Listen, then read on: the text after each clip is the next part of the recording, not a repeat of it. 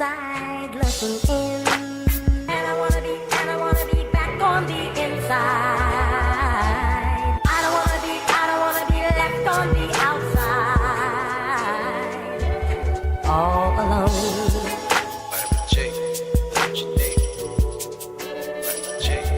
All alone.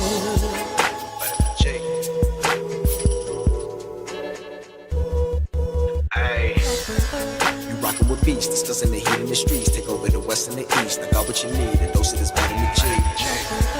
You rockin' with beats, discussing the heat in the streets. Take over the west and the east. I got what you need, a dose of this vitamin G. You rockin' with beats, discussing the heat in the streets. Take over the west and the east. I got what you need, a dose of this vitamin G. Rockin' with beats, discussing the heat in the streets.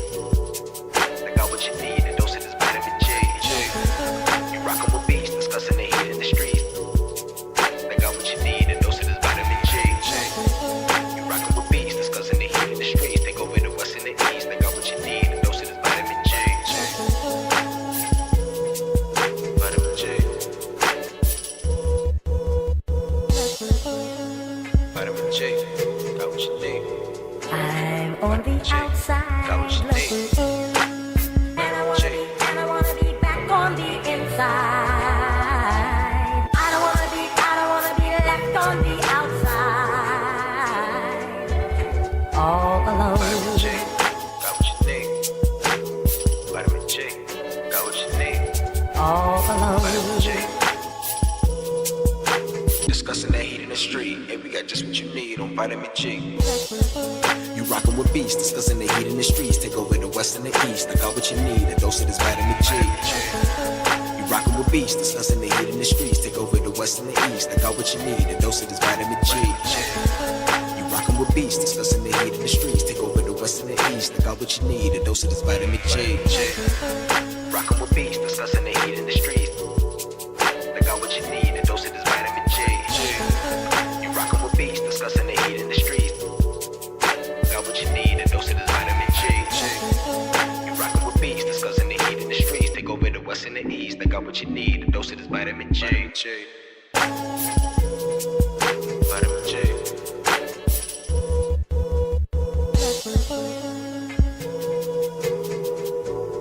I'm on the outside looking in, and I wanna be back on the inside.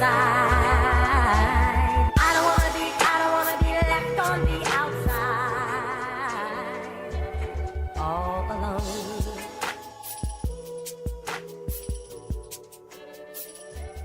All alone.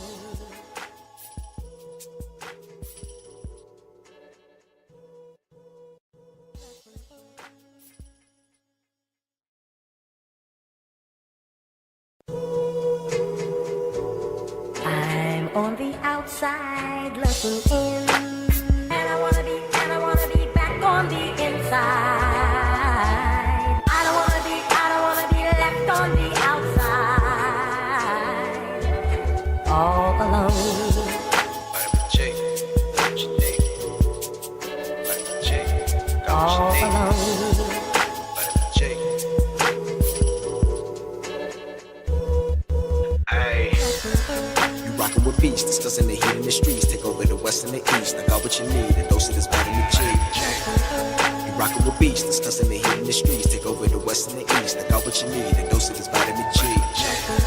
You rockin' with beats, discussing the heat in the streets. Take over the west and the east. I got what you need, a dose of this vitamin G. Rockin' with beats, discussing the heat in the streets. I got what you need, a dose of this vitamin G. You rockin' with beats, discussing the heat in the streets. I got what you need, a dose of this vitamin G. You rockin' with beats, discussing the heat in the streets. Take over the west and the east. I got what you need, a dose of this vitamin G. Vitamin G.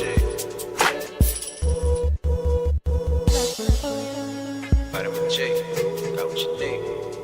I'm on the outside looking in, and I wanna be back on the inside. I don't wanna be left on the outside, all alone. Vitamin G. Got what you need. Vitamin G. Got what you need. All alone. Vitamin G.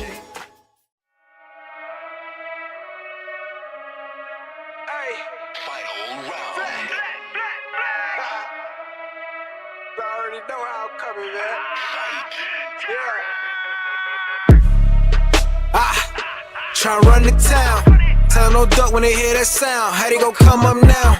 Heavy as the head that'll wear that crown. I'm going pound for pound. And if it's by smoke, then we talk all of that. From an ounce to a pound. Take it, they biting this now. Cause my drip right up the sea. How could they be? Give me a couple of rounds. Cause I'm a beast when I'm on vitamin G. You see they start crumbling now. Mad struck start mumbling now. Get the gist, I ain't reaching for cloud. Plot twist, I'm the one with the keys. Clock blitz, know they look how I freeze. Different continents, I be torn. We living life, making yours look boring. See, we win at the end, it's a spoiler warning. Cause I keep heating up, I might blow the whole planet. They calling me toxic like global warming. But they keep tuning in once again and again. I'm the one at the top, just to form a warning. Truly, I'm De Niro when it come to movies. Get De Niro, entertain the groupies. Habanero if you come pursue me. But I hop on the gang, too busy rolled up whenever my girl getting moody. Link up with the gang, we all go insane, catching them doors on the duty. I'm in Stixie, I'm locked in. Bought a box, I was like 10. Back then, used to box, nowadays they ain't throwing hands. Mama said we got more advanced. One thing about me, I adapt, bought a Glock fin. Keep me safe from the block in. The game kept me off the block. Ain't got flex by looting my Ruger. I can shit on you with my computer. See my graphics card, cause more than your damn job can afford to pay. My monitor, big as hell, details, so I can see when I spray. To reload the clip and record the clip is go all say to that SSD. Know a whole lot of trill game heads like me wanna see tuned into that VGP. Yeah, I saw you guys were arguing on Twitter about the thing about. Take over the west and the east, and we got just what you need on vitamin G.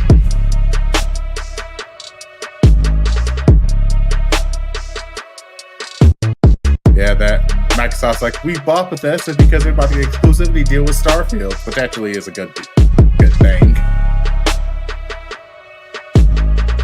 Ah, shit, they can hear us.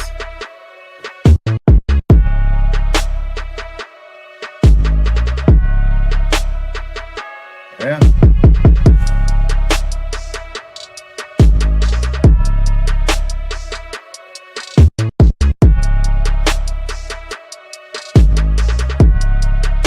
Yeah.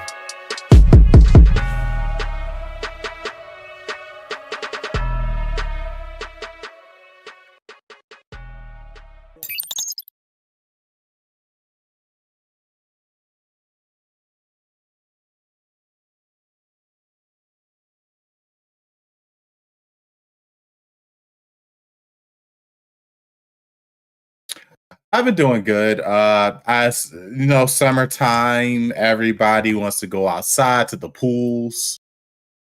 And I've been out to the pool, recently went to an Ed Sheeran concert. As far as gaming wise, I've been playing yeah, I'm sorry. Hold on, let me turn this off. Yeah, as far as gaming wise, Steam had this Next Fest thing going on, so basically it's a bunch of demos you can play for free. And Silverpunk Old Timer was actually something that stood out to me. There's also Ethernight Demo, which is like this dating / hack and slash game, which was pretty interesting. Also, because I actually have a list of games that I got from the Steam Fest. What other games did I actually put on my wish list after that? Because Netflix, it was a lot of demos, like a lot of demos. And Sync demo, I played that. Sync it was supposed to be this looter shooter game. When I remember it first came out, it was very clunky, but they actually fixed up the controls quite a bit now, so it's not as clunky as it used to be, which I'm really, it's like, oh, this is nice. And I believe that Sync and the last game, Wizard with Guns, which is honestly like this top-down wizard shooter game. Reminds me of Don't Starve Together. It's actually really fun. And as you see, I still have this controller to review, to set out. Got this controller. I have this controller to unbox, this controller to unbox, this controller to unbox, and this controller to unbox. So I'm a little behind on my YouTube videos.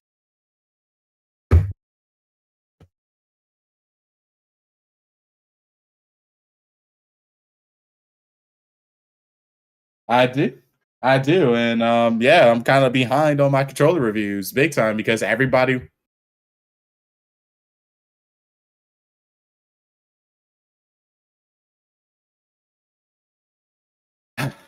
Why you got to bring that up, man? I was in such a good mood, and then you got to bring that up. I mean, I did play Final Fantasy 16. I will have to say, I think I could tell the game took inspiration from Devil May Cry. Yeah, but I played the demo. My friend has PlayStation 5, so I was able to get access to it.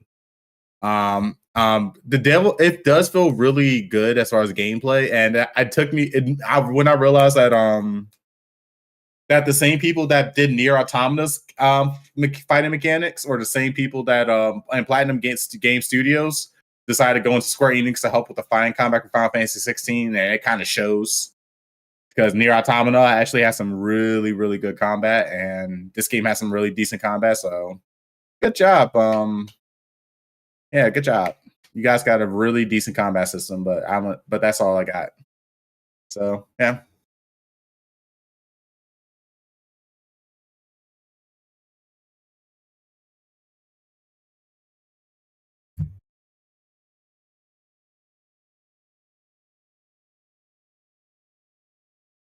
Ah, Farrah, you are muted.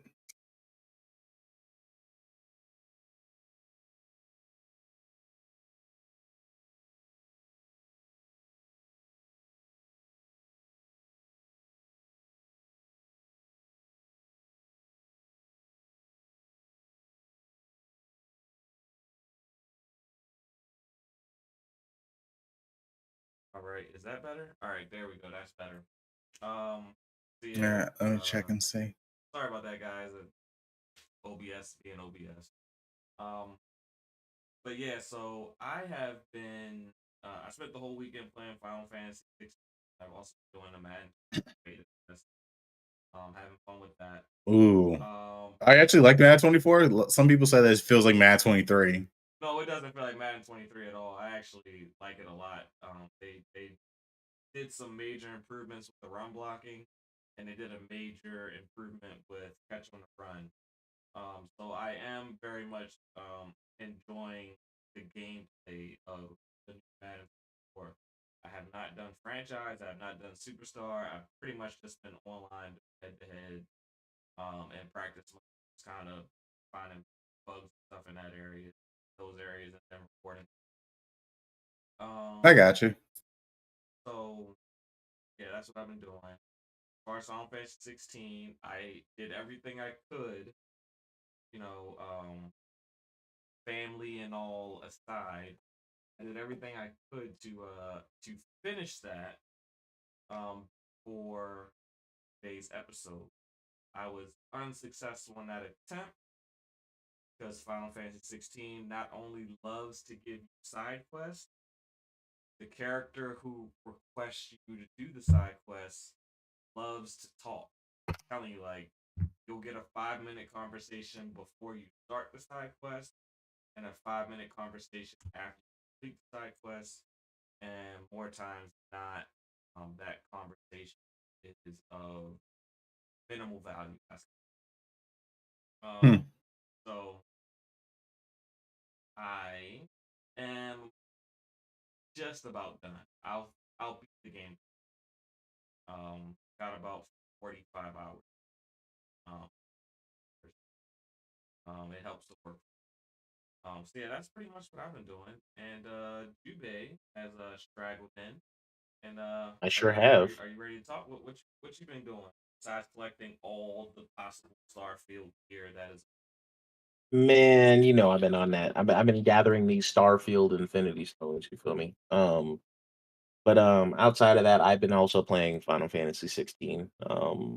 I've also been trying to get the 100% on Crisis Core. It's going to require me to start another playthrough once I can knock out 100% of the missions. Thankfully, I don't have to play through the entire game. I have to play through like another like 5 hours when I do that. So, Now, um, being that it's not a topic, I want to ask: are these yeah. RPGs and stuff starting to get on your nerves? They make you play 60 to 100 hours of game, but in order to platinum or get 100% achievement, you have to do New Game Plus in order to get those things? Yes and no. My problem with Crisis Core is I could have got it all in one run. I forgot to talk to 3 people and I missed one chest. That is literally all it fucking took to fuck me. Yeah, because I mean, Yeah. with If I had did those things, I would have had the fan club shit. I would have got all the emails. I would have had all the stores, and I would be just playing through mission mode until it was done, and then be wrapped. But now I have to go back and have those conversations. So I didn't mind it as much with like a game like Scarlet Nexus, play with two different characters, play the same story with two different characters, get different perspectives. But I hate that new game. I hate that you have to plus in order to 100% achievement a game or to get the ultimate weapon. Why can't you get the ultimate weapon first playthrough? Like, it still make it challenging, but make me go all the way through the 2 times. yeah, it's rough. It's rough. Mm. It sucks. It's like these companies don't want you to buy a game, like, because like just think about it. If I love the game that I just bought, who's to say I won't buy another game from you when I'm done? But no, I can't because I got a new game plus. So you're missing out on my money potentially. So yeah, Yeah, it's an epidemic for sure. It is not a fun time. I do not enjoy it. yeah, like they Mm. gotta Especially when it's forced. Like it'd be different if it wasn't forced, but to literally sit there and force it on you just because just sucks ass. yeah. I'm definitely gonna play Mhm. Final Fantasy 16 twice because I need to play it without all them side quests in my way. I need to Must be play Yeah, nice. just I to need get to through. play this. Yeah. Actually, you are benefiting from waiting. Hopefully, I will say I hope you're benefiting from waiting because we know how Square and their reports tend to be from time to time. So Hopefully, but I will. I are we gonna have general discussion about that 16 a is little going to bit be its or own topic. We'll talk about Final Fantasy on okay? topic, but Okay. I will say that you you may benefit from waiting. I'll say that. That's interesting. Can't wait for this topic. Well, I think it's our second topic, but but yeah, anything else you guys want to talk about before we dive into our topics? You guys want to sit on? Okay, piece I got PC and PlayStation and something that could benefit PlayStation 5 users and PC users. Okay. So, first thing about just get the PC stuff out the way. Nvidia has released their RTX 4060 and actually has allowed YouTube tech YouTubers to do benchmarks on it, just with Cyberpunk though, which is kind of still of a strength, but it's better than nothing because usually we have to wait for the tech YouTubers to give out the raw results. And the 4060 is coming at an MSRP of $299, which is the exact same MSRP as the 3060. Performance wise, it is a target for 1080p gaming. And I will have to say it can play Cyberpunk at ultra without the NVIDIA F fidelity and frame rate generations. It does it. It can play ultra at 60 FPS. It can with ray tracing on, which this is actually the first graphics card that I could generally say is where a 60 series graphics card you can have ray tracing on and you can still hit 60 FPS because most people just turn that shit off. And also with the frame generation and fidelity, it jumps up, or not fidelity, that's AMD's. With frame generation, this thing could jump all the way up to 100 FPS, and it looks really decent. And it's one of those cards where people were trying to say that maybe it should jump around $280 would have been a really, really good price for this graphics card. But $300, it isn't so bad. The only biggest thing is that VRAM is at 8 gigabytes, and 8 gigabytes VRAM is starting to become a little low. It's on the low end side. We need stuff that's like 10 to 12 to 16 gigabytes of GDDR6 because these games are starting to become more demanding. And it's kind of like people are like they're impressed with the numbers of how it performs, but it's just like people are everyone's like, I don't like that VRAM. We need at least like 10 gigabytes of VRAM. That would make sense. And also, another topic, actually, I'm going to share my screen. you guys, everyone that complains about storage, this may be a good time to get a Gen 4 M.2 Samsung 980 Pro. So if you guys haven't heard, there was a BIOS issue that was causing these 2 terabyte M.2 M.2. Oh yeah, I'm sharing it right now. The story is that basically the 2 terabyte M.2 PCI 4.0 NVMe drives were failing because of a BIOS error. So basically, Samsung took a bunch of them back. They fixed the BIOS and then they re-released them. You can now currently get a 2 terabyte SSD for $110 on Best Buy. And if you have a Micro Center near you, you can get a 2 terabyte brand new PCI Gen 4 for $130. That is an extreme steal for PC and PlayStation 5 people. I know you guys, PlayStation 5 people, are complaining about storage. So right now is the time to hop on expanding your memory, because this is Gen 4. It was the second fastest type of memory because we currently got Gen 5 now. I don't know how the hell they came out with Gen 5 so quickly, but actually has if you need the internal that particular one, PlayStation 5, yeah. So if you guys need to expand your storage on your PlayStation 5 or your PC, or maybe use external storage for your Xbox, get this M.2 slot, $130. You can now get 2 terabytes, which is a lot of data. Come on, guys. I already know Call of Duty takes up half of your drive, so. I know that, what is it? Was it WD? WS. Oh, talking Western Digital. They have the deal with Sony where they're the preferred SSD, but that Samsung, was it 980 Pro? Yep, 980 Pro. Yeah, that one got recalls. Some people fix the BIOS themselves, but then Samsung got a recall on these, and these are now all fixed up. And a lot of people are saying this is the time to buy SSDs or NVMe drives. When they first unlocked PlayStation 5 SSD slot, the actually usable, they found that particular SSD had faster release than internal SSD PS5. So you'll actually get some. That's even better. You'll get a little bit increasing loading time to load off that SSD for the PlayStation 5. Hey, yeah. If you got $100 to spare and you haven't put an SSD in there yet, that might be a good move. Yeah. So. You got anything? I know you played that Madden demo. He asked me how it was. What did you think of it so far? I enjoyed my time. I was playing around in franchise a little bit, and then I jumped into one ranked game and I beat the dog shit out that dude.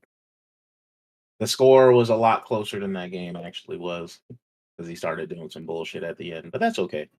I'm just happy my team's quarterback can fucking throw the ball in this game, because that was like my biggest problem with Madden 23 is Dak just had some god awful throws, even to wide open motherfuckers. So I'd be like, yo, Madden 23 was that Dak played like doesn't play.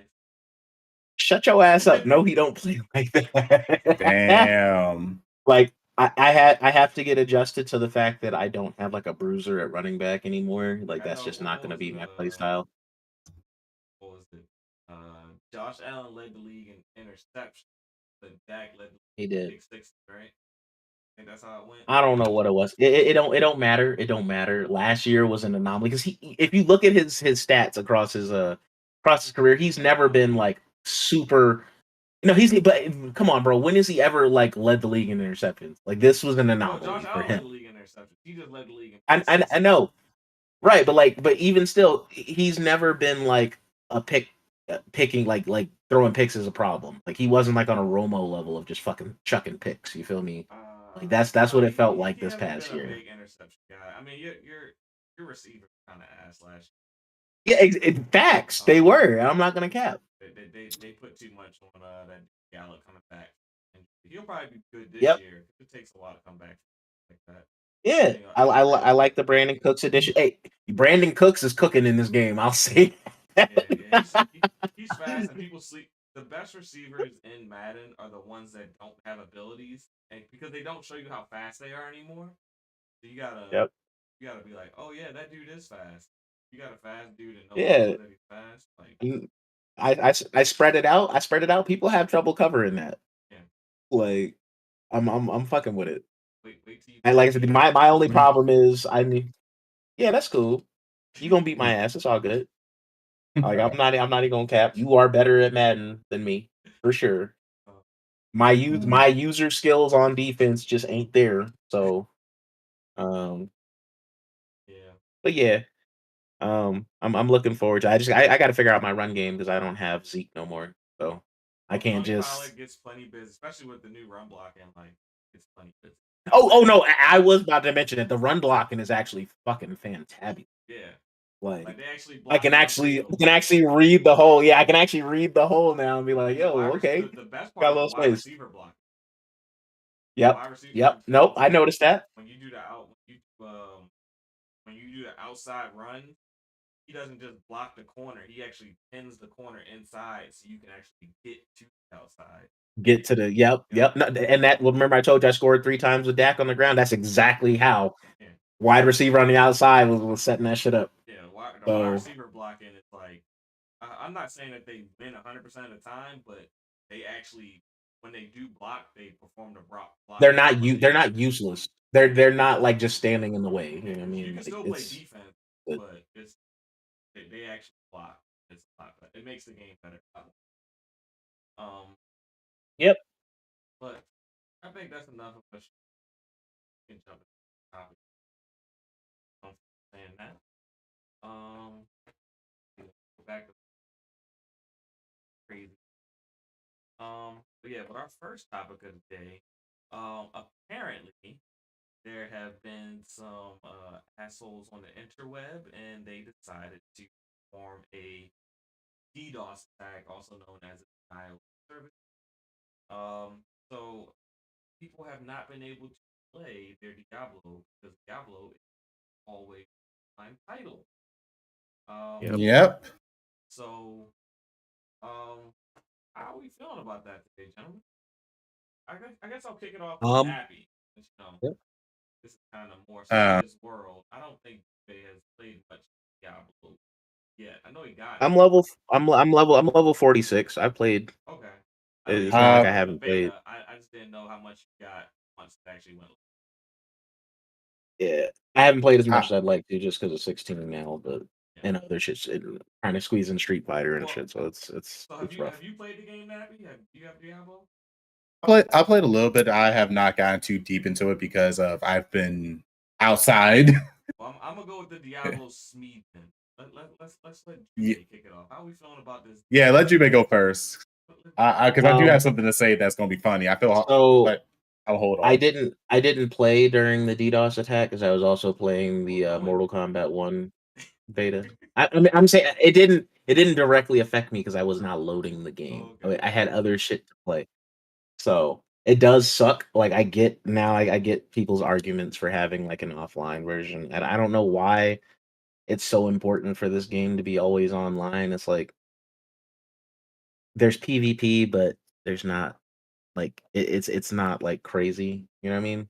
Like it's not the biggest part of the game.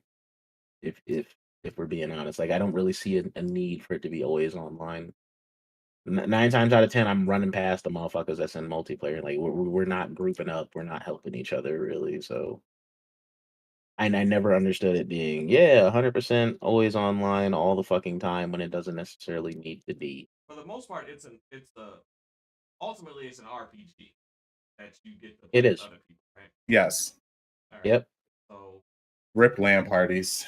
yeah, so the always online reason for games like this is because they want consistent data on how people are playing. They want to be able to tune the experience based on what type of the type of feedback that they get. just from the raw data of how you're playing. So if they see that, oh, Right. these people are taking advantage of this to level up, they curb that type of stuff. Or they that people are having difficulty with this type of boss, and keep dying too much. Like they tune the game as people are playing it, like by collecting all of that data. I don't agree with it myself. That's pretty much the main behind those always online, because they want that constant stream of data, and they want and that's how they make new versions, like expansions and things like that, and monetize that. The players are gravitating most. They're playing the mode. That's Hmm. why they do it. Um, I just think there should be an offline option. Oh, Like I there should be agree. a mode just for that. Even if that means you can't play that character anywhere else except for offline, I'd be okay with that. Just give I us an option. I agree with That that way, too. if your Yeah, game is fucked, I can still get some enjoyment out of it. Now Like, a yeah. game that would bring me back if they had an offline mode. uh, What's that? It's a sports game. It's NBA 2K. If NBA 2K made a sports made an offline mode where I wouldn't be able to take the character to the park, but I could make him the superstar that I wanted him to be, because like depending on the archetype you choose, like your player can do this but can't do that. I don't rock with that. That's plain to me, so I just stopped. But that's another example of a game that's always online. If they had an offline mode, I would go back to that franchise. Because I did enjoy the basketball game. Very solid gameplay wise, but when it comes to making your own character, it's not as right. so. Yeah, I got it. But I do feel sorry for the hardcore people who are playing a hardcore mode on Diablo, because that DOS attack has made some people lose their characters, and if they die on hardcore mode, that It's a character wrap. gone It's a for wrap. good. It's all the way back to the beginning with you, bro. So All the Eh, way. like you gotta restart as a new Permadeath. No, build. it's You yeah. gotta make your new You yeah, gotta hardcore mode. Once completely you start die once, over. that's it. uh, Yeah, it's pretty bad. Yeah, So some once your people, character dies, it's death. You're I'm yeah, done. you pretty got to sure start from the very beginning to character creation. yeah, I'm pretty sure that Activision doesn't have like a server that stores that data They're trying. just in case there's. They're tr- I I mean, want to I'm say sure they that. can try, and I'm sure they'll be able to recover some of the data, because I mean, data's never really ever lost. Per se. Um, I mean, that's a whole server session though. They gotta pull back the whole server to pull off these characters and oh then bring them back. yeah. I mean, it's doable, but I mean, they're not gonna do it to the extent that it's gonna, cost them money.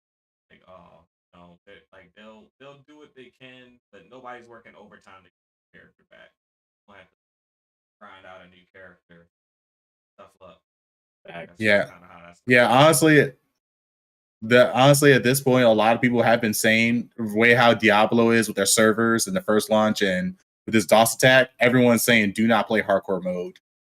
You will lose. Your character will die, not because of the game, but because Yeah, of server crashing and DOS because of attack. a disconnect. You can literally that's the other thing. If you're in hardcore mode and like you drop connection, your character dies.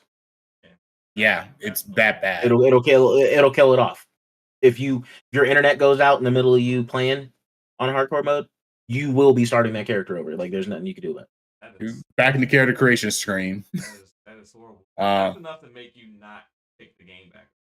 It makes you not. Yeah, it I've been does. avoiding that mode. Like I'm I mad mean, scared to even there's some dive people in who there. like that type But of punishment, but like I like a fair punishment that I signed up for. Yeah, when you're losing characters to no fault of your own, then yeah, that makes you not want to pick the game. exactly. Yeah.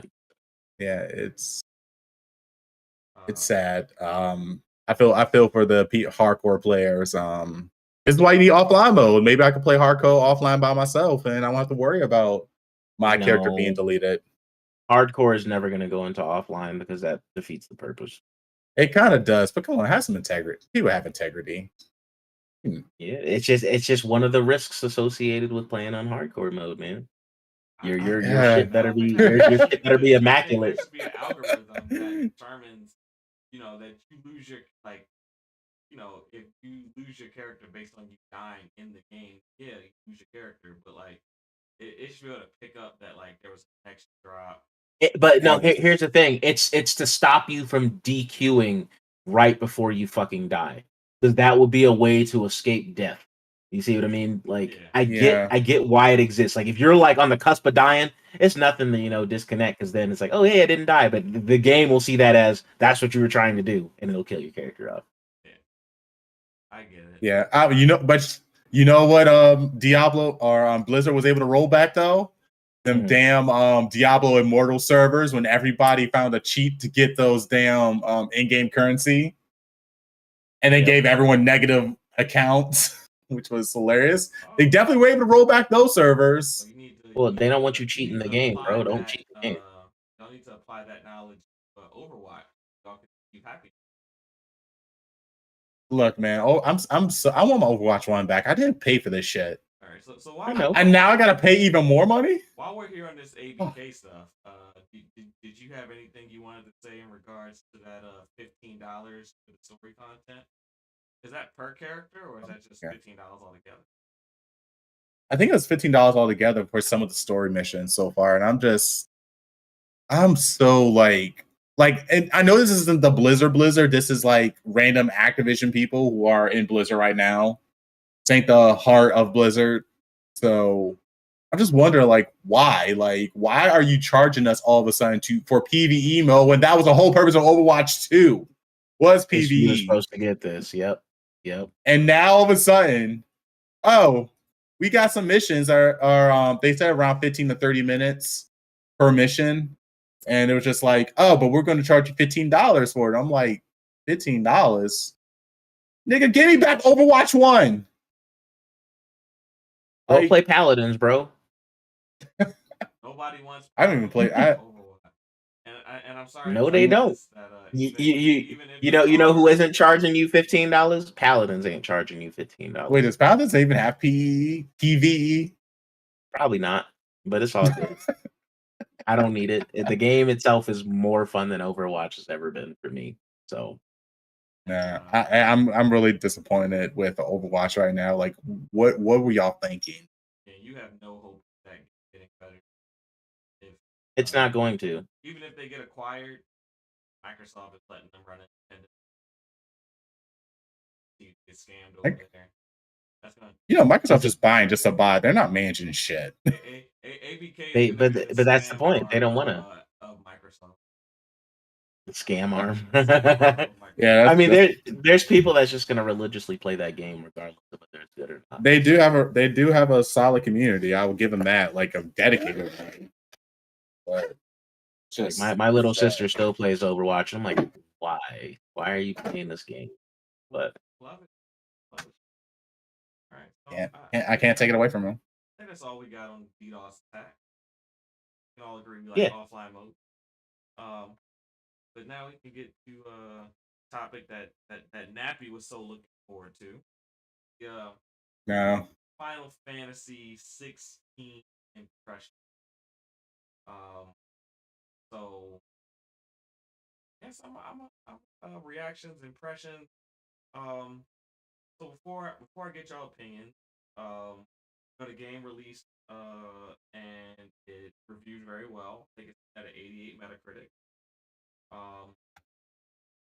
But as this week has gone through, we've seen all in the demo that the game still is experiencing frame drops in quality and performance. I can say myself that I have experienced.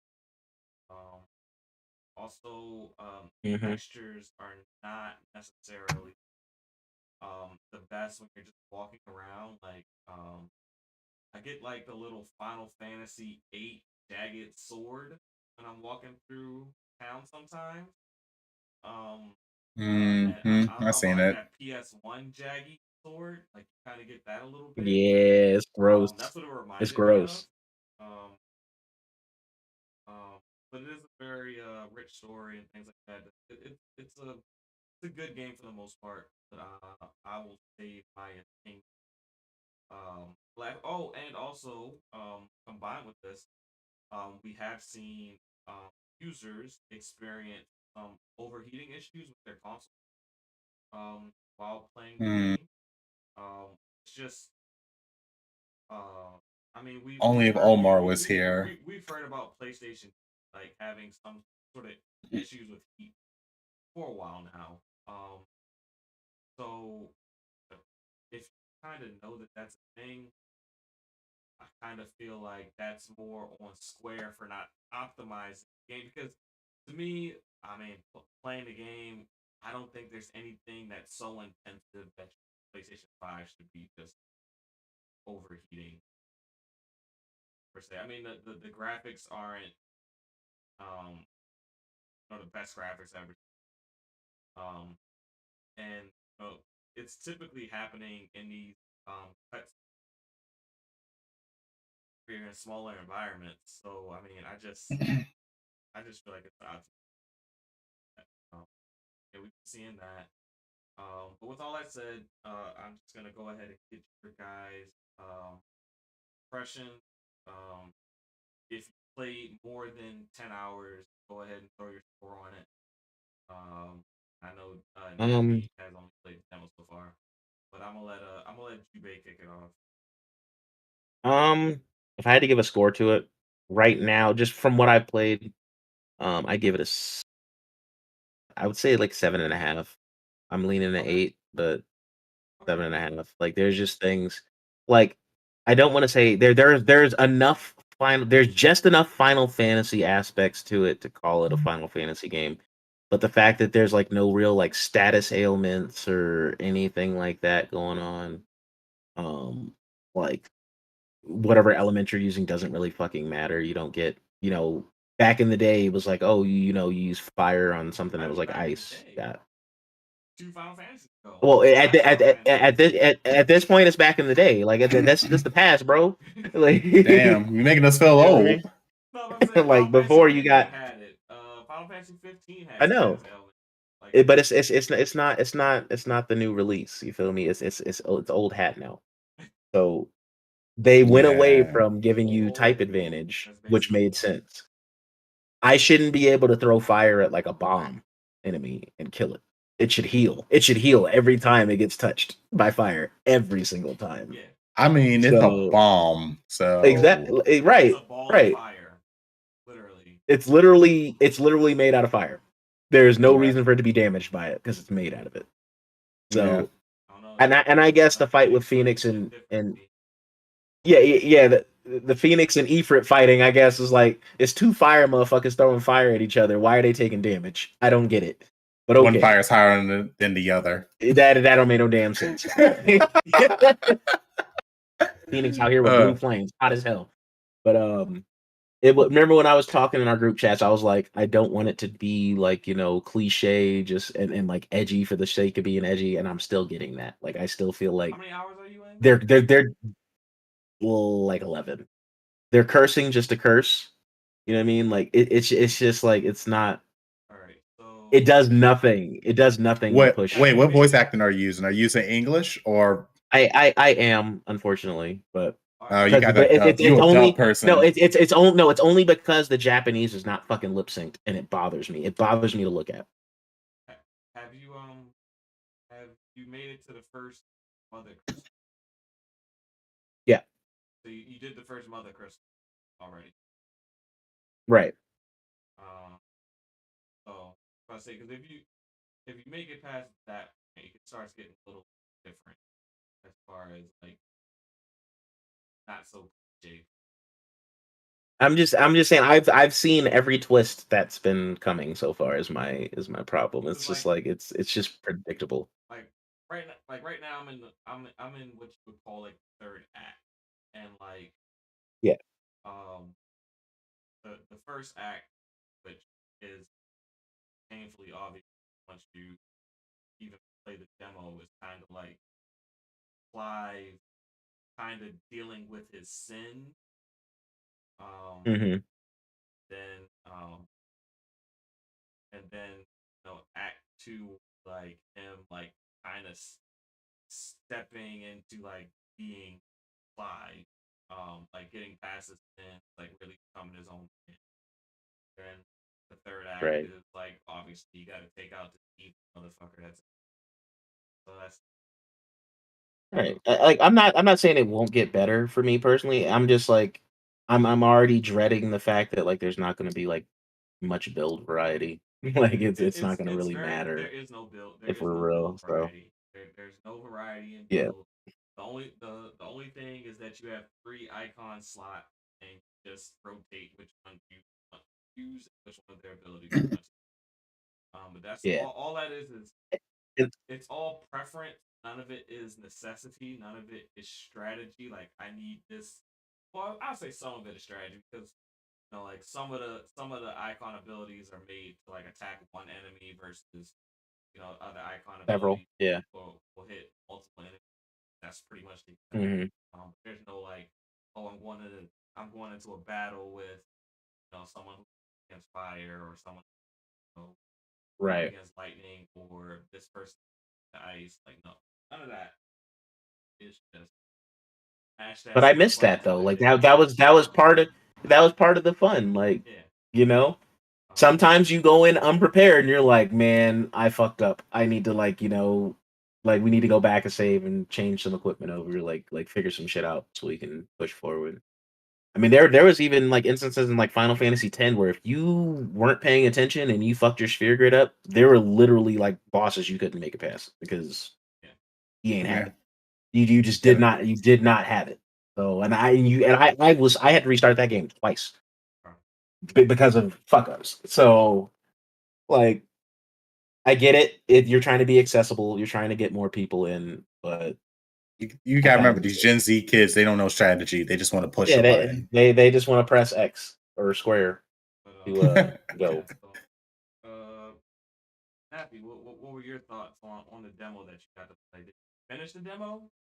And Honestly, I didn't get a chance to finish. I got a little bit of it because I'm not a PlayStation 5 person. so if you Probably did should invest in one. demo, did you just do the story mode or did you do the icon challenge? I did the story mode. I didn't get a chance to do the icon challenge, You should have unfortunately, done because should have of done me the and my icon friends. challenge. Better feel. Yeah, unfortunately, we had to go out to the bar. You didn't have enough time, so We had to go out to the bar. We had to. There's a Priorities, requirement. Jubei. uh, All right, his priorities were in the right place that night. okay. It was for my friend. She wanted to. I was out with her, and she invited me over. So, and Yeah, we his had the whole priorities were in little the right pro. place. Mhm.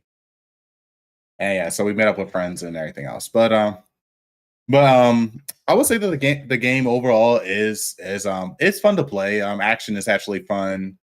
I will say, uh, I will say though that it kind of at first I thought the game was giving me a lot of Devil May Cry vibes, and then I It is. realized that the creators of so basically Platinum Games, the creators of Nier Automata fighting style, were the same people that helped Square Enix with Final Fantasy 15.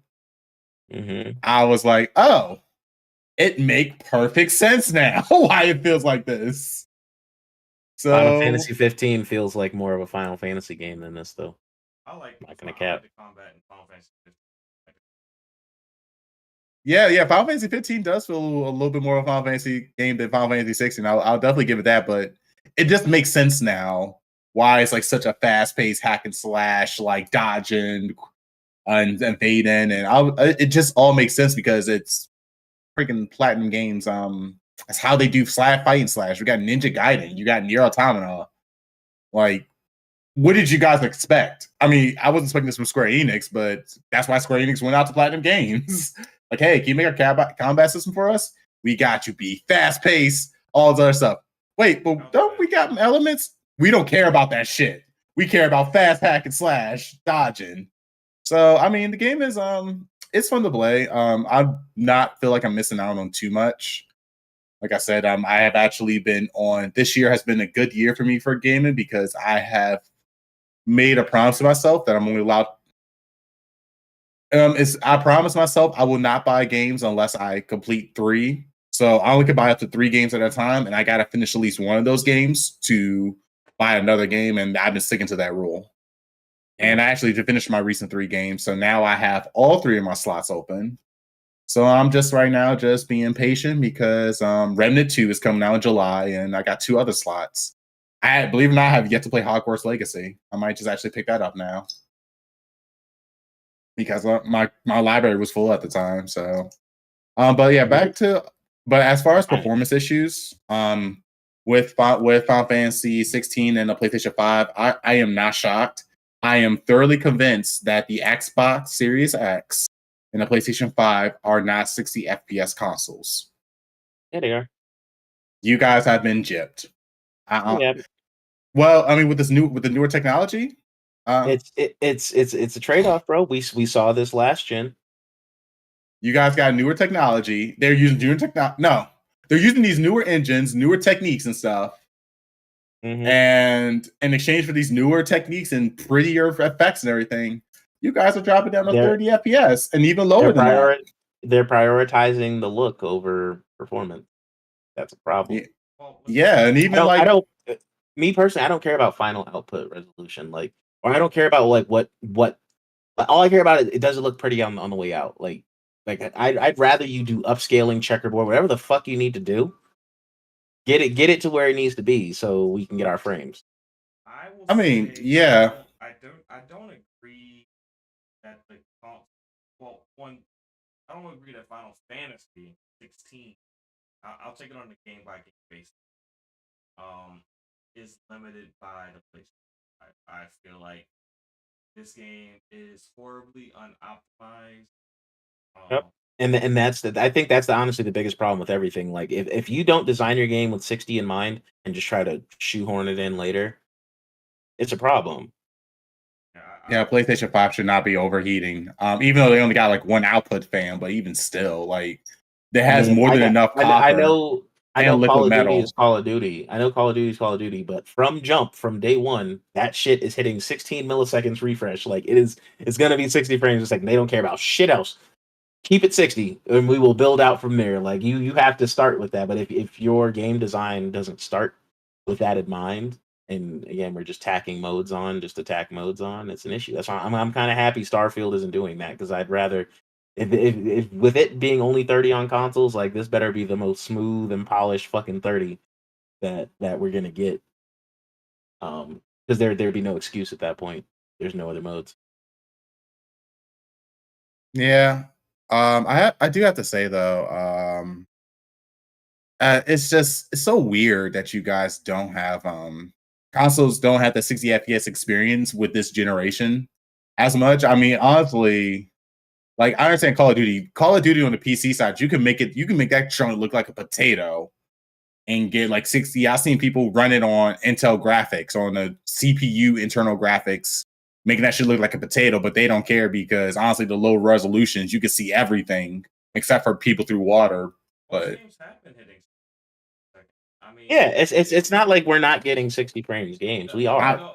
I mean, I heard Redfall, heard Forspoken. Forspoken is 60. It did.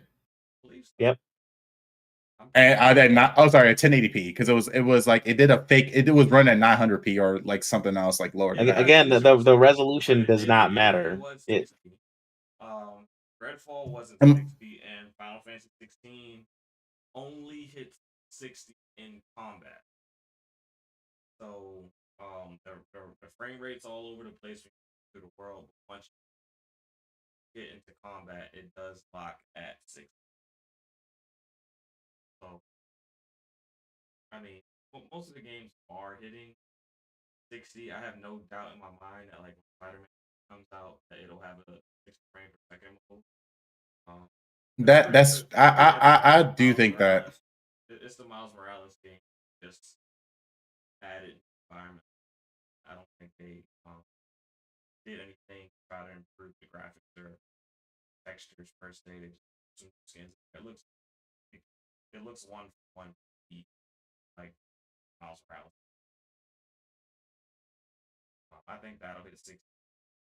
We know Starfield won't hit 60, but I think that's more scale.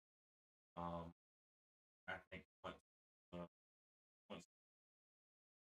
specs come out, you'll probably need a little bit more than a 46 to hit 60 frames per second. I mean, I'm gonna be honest with you, because this is like the last year for the 10 series to be able to hit 60 FPS, and my 1060 on my gaming laptop is struggling. Yeah, It's time. It's time to upgrade for PC players, especially in the 10 series. That Starfield is the first PC game require an SSD. So I know they're doing fucking 1,000 planets. I mean, better. So I know what that game has going on. You're probably gonna need somewhere between 47 and 80 if you're gonna want. I don't think you're gonna. I don't think you're gonna. I don't know. It's. No, I wouldn't say that. I mean, CPU bound. Your GPU ain't really gonna matter, bro. Your CPU is absolutely gonna matter. You cannot run a potato CPU with that game. I'm about to say because I remember they showed off a little bit of a PC requirements for Starfield. They haven't released usually they haven't released the full thing. I know that. Yes, I do know about the SSD.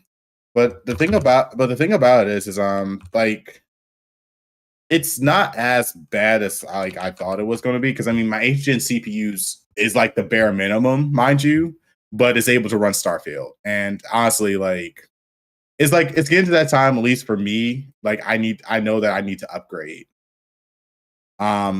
It's like GPUs, like the 20 series GPUs is now the new budget GPUs. The 10 series is getting kicked out the door, especially 8 gigabytes. 8 gigabytes of RAM is now considered the low end for graphics cards. Graphics cards needs like 10 to 12. No, I only have 8. I only have 8, believe it or not. That 8 used to be the considered high end, and 4 used to be the low end, 6 was middle. That has all changed. 8 is now the new low end, 16 is high end, 12 is mid. Okay.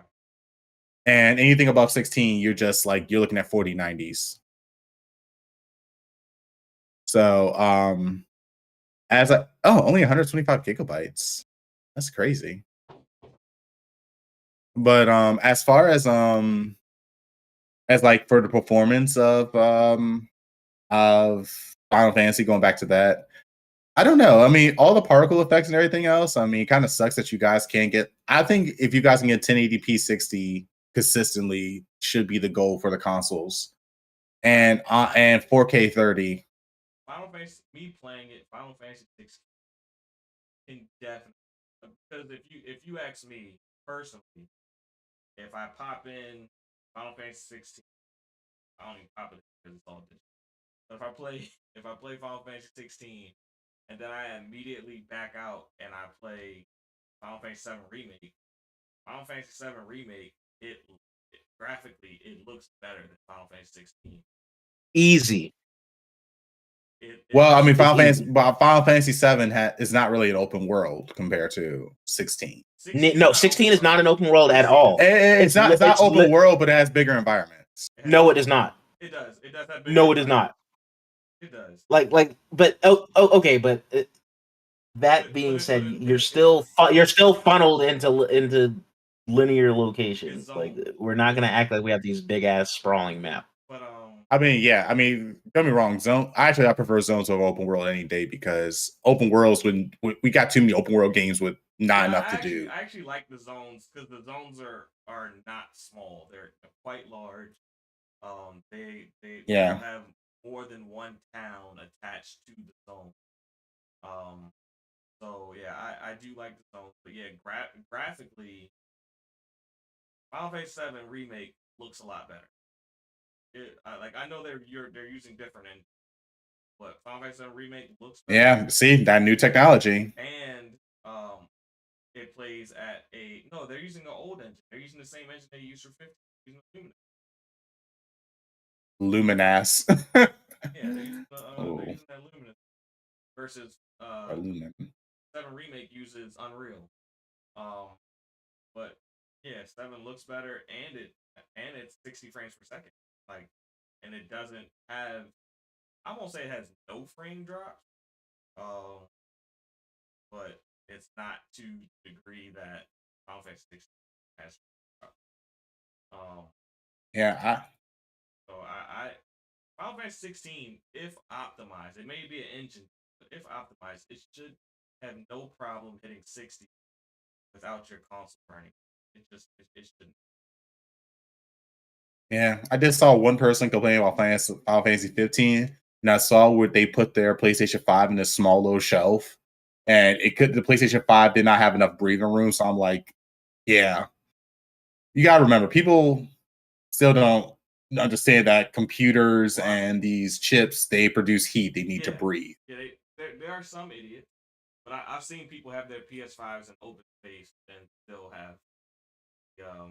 Also, do you smoke around your console? Well, I don't think most people stand in front of their TVs and smoke. Have you cleaned how many PlayStation 4s have you cleaned? I haven't cleaned any, but I'm saying like I've seen videos. It's The videos I've seen is like it's been in someone's like family room. So yeah, I got typically you're at least 6 to 10 feet away from your TV and your console, even if you smoke. So I'm about to say I've seen some people hotbox their living room. I didn't think it was possible. Well, it depends on the size of the house.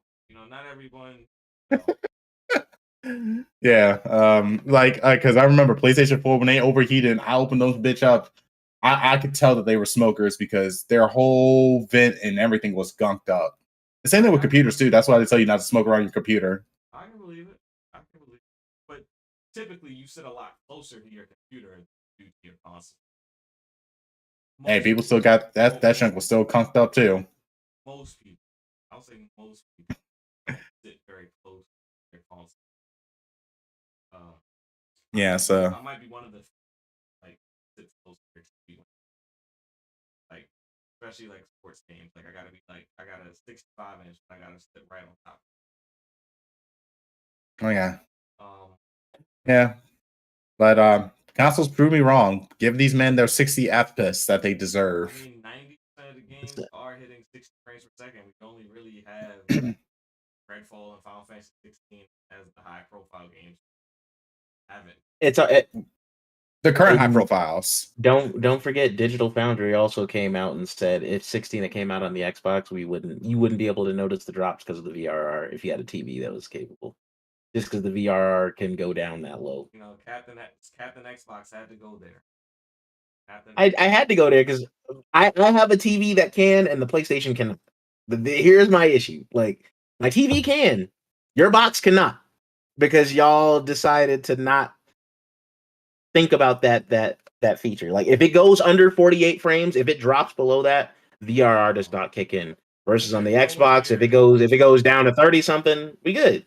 Since Omar is not here to defend PlayStation's honor, if Xbox had ponied up cash to get Final Fantasy 16, have your VR. I absolutely would. I absolutely would. But my PC will be able to run it on 60 frames with no issues. But if my PC cannot. You know how much VRAM I have in my PC? That you'll have to wait for your modding community to get the game to run properly. No, I don't need to wait for the modding community. Even Final Fantasy 7 when it first came out on PC, everyone said it was like a little mess, but I was still able to run it at 60 FPS at 1080p, no problem. Now 1440p and 4K was when they start seeing the little stutters, but hey, 1080p, 60 FPS has always been the standard for PC. Yeah, and my PC can do that, but I only got 6 gigs of VRAM, bro. I need to get this 1660 Ti to fuck up out of here, bro. I'm dying. That's crap. Well, I actually no, that's no. So I will say this: most people's eyes can hardly tell the difference between 1440p and 4K. Most cases now, honestly, most cases, a lot of people are saying that if you want like the best experience, 1440p is the way to go. That's why a lot of people are buying 1440p monitors rather than 4K monitors. Does 4K monitors cost $3,000? Well, they do cost a lot too. Like a 24-inch screen, $2,000. Pony up. For a monitor, I want to say $20,000. I'll say it's like maybe like $600, $700. Now 8K monitors now. Ooh, those. Woo. Now those are penny. I've been looking at that Samsung Odyssey monitor every time I go inside Best Buy. I keep saying to myself, one day, just not today. Yeah, dropping 2 stacks on a monitor after you just bought like 2 Asus monitors. Hey, I mean, it don't sound right. You know, I can't justify the impulse buy, but when I build my next rig, I already got the case. When I build the next rig, that's when I'll get the monitor. I'll hand me down this. Yeah, that it sucks. Everyone has to upgrade. The 10 series is out the door after this year. I just built this PC like last year. I mean, it can't be that bad. It's not that it's bad.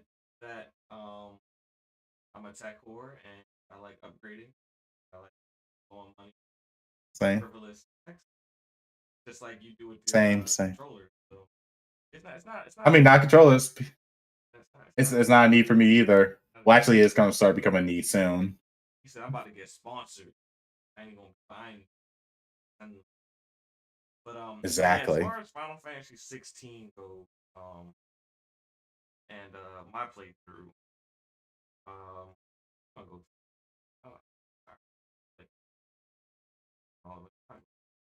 Boom. All right, let's take this bottom bar off. So I'm about 45 hours in. I have 10 more chapters to go. And as far as my rating for the game, I would give it a 7. As far as a Final Fantasy game, your rating it is just like its own title. You could probably end it at an 8. But my issue with the game, that kind of caused me to drop it is just the game is not optimized. Me personally, I have an issue with you bragging for months about stuff we did is only possible on the PlayStation 5. And it's cap. And the Steam Deck can run this game, bro. I have a problem with you saying that they can run the PlayStation 5. I have a problem with you saying that that this game is so good that we're gonna release it without a day 1 patch. Bold statement. Just all the stuff that and then for you to release it to me in this state, which is not a horrible state, but it's not an optimized either. So, yeah, I mean that drops it for me a little bit. The side quests, they drive me crazy. Not because every RPG has side quests. You're not gonna avoid side quests in an RPG, especially not a Final Fantasy. But these particular side quests, they drive me crazy because these NPCs that live in this world that ask you to help them out, they talk for so long and they don't provide any value to the actual world that you are living in. They're like just talking about like their personal life within the world. Like they're not actually like adding a lot of value. There's only like to this point, there's a handful of side quests where you're like, you know what, that was a really good side quest. But for the most part, like, there's one side quest that you absolutely can't miss because that's how you get a chocobo. So. Oh yeah, yep, I heard about that. So if you miss that side quest, you're probably not going to get a chocobo in the game. So. That sucks. Yeah. That sucks. They lock that behind a side quest. It should be standard. It's a chocobo. Another thing that drives me crazy about Final Fantasy 16 is that when you're inside of a town, you cannot sprint, and that there is no sprint button even when you're out of town. There's no sprint button. You just have to run, and then eventually, Clive will start sprinting. There's no actual sprint button. So you gotta kind of go through town at just like halfway jog pace, kind of annoying, especially like some of these towns larger. If point A to um uh, another thing I don't like is like I have a lot of issues with the town because the towns don't really have a lot of depth. Can't really explore much. There's no real items in town. Um, that's another thing I had an issue with. Combat is fun on the surface, but the thing that really makes Final Fantasy combat like great is its depth, like um, strategy that goes behind it, and the fact that I said earlier, like fire doesn't uh, have any effect, positive or negative. Like none of the elements have an effect, positive or negative damage. Um,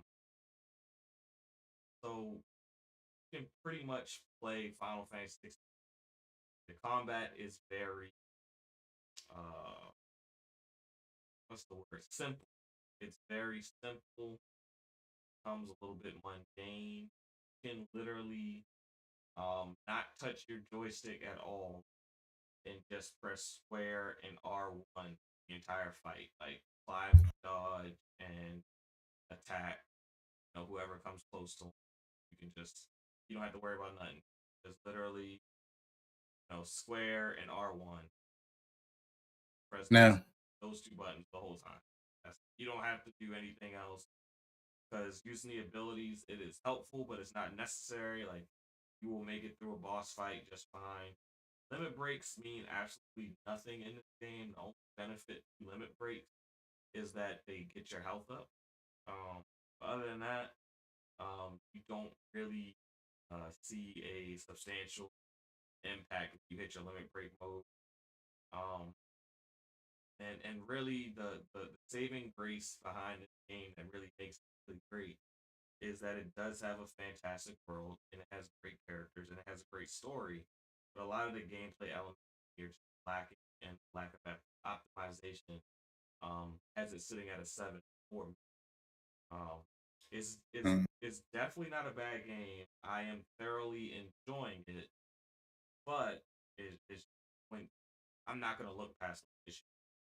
Um, so for me, it's a 7. I can see you giving it an 8, and I wouldn't argue with giving it an 8. But to me, it's a 7. It's a major drop off from Final Fantasy 16. It's kind of like in that Final Fantasy 15ish area. To me, You, I think the I story will is a lot better in Final Fantasy 16. But as far as like look at the whole package, it's kind of like in that Final Fantasy 15 um kind of S area. You ask me. I will say though, a lot of people that are playing Final Fantasy 15 didn't understand the combat system at all whatsoever, but not to follow their own because Square Enix had to explain the combat system very poorly Oh yeah. for Final Fantasy 15.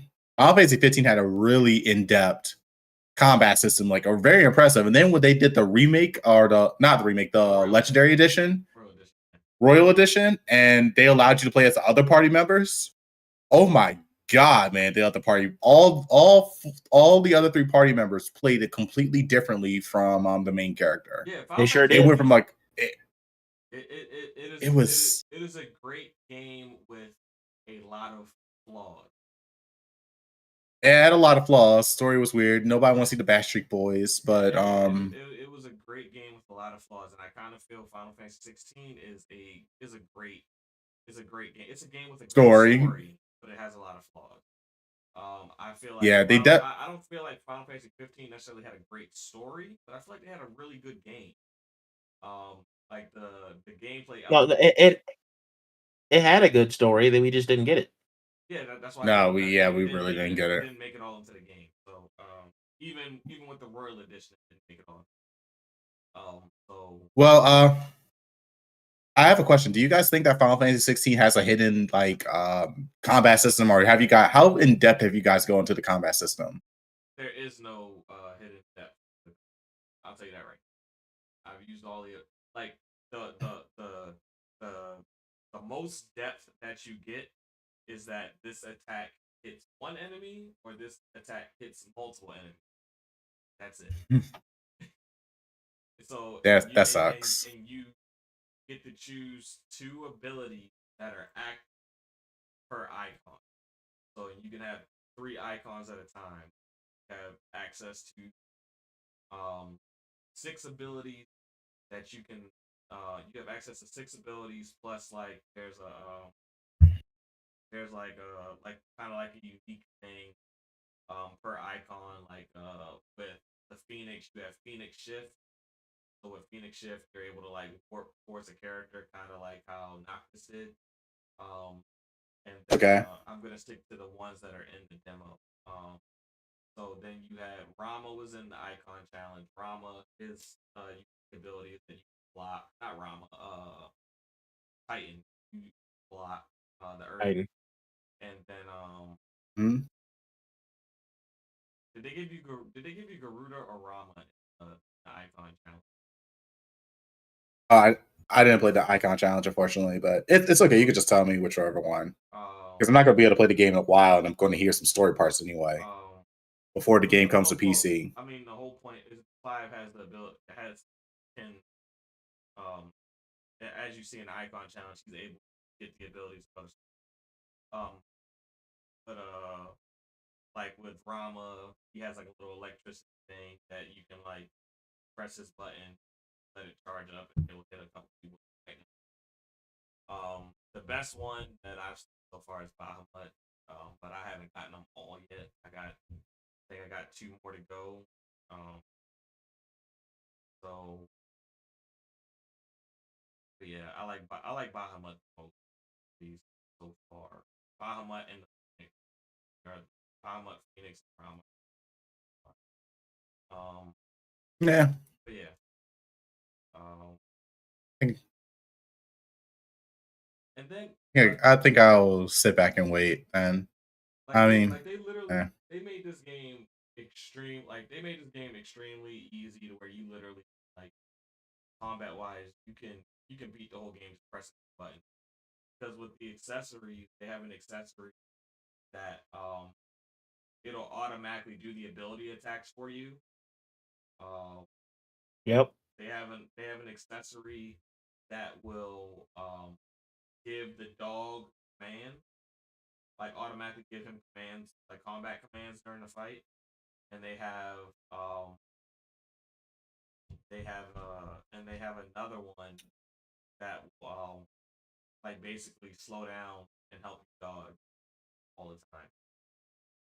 Um Interesting. so like you can literally it may not it's not the ideal way to do it, but you can literally like not have it do it Cheese the not have the game. controller in your hand. You can just like have your finger on those 2 buttons, like square R1, square R1 as No.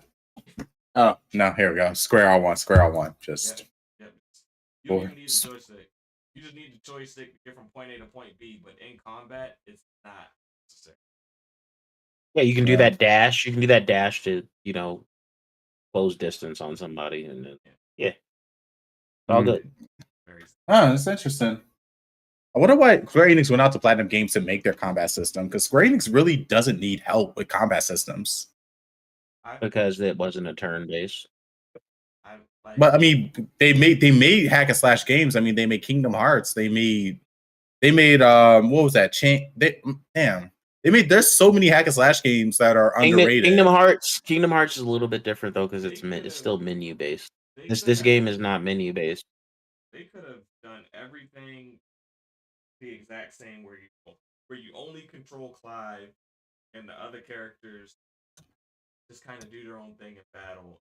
They could have copied Final Fantasy VII Remake if you only control the character, and that battle I system say would have like been they made way game. better. Way I remember like Square Enix made a really good combat system. If now this is an old 360 game that a lot of people don't know about, but the game called Infinite Undiscovery. That I really enjoyed the combat system on that one. Like, That was a Square Enix title. If they wanted to do it the way that they did it, they should have just took the Final Fantasy VII battle system back to me. Just took that, strip away the materia, you know,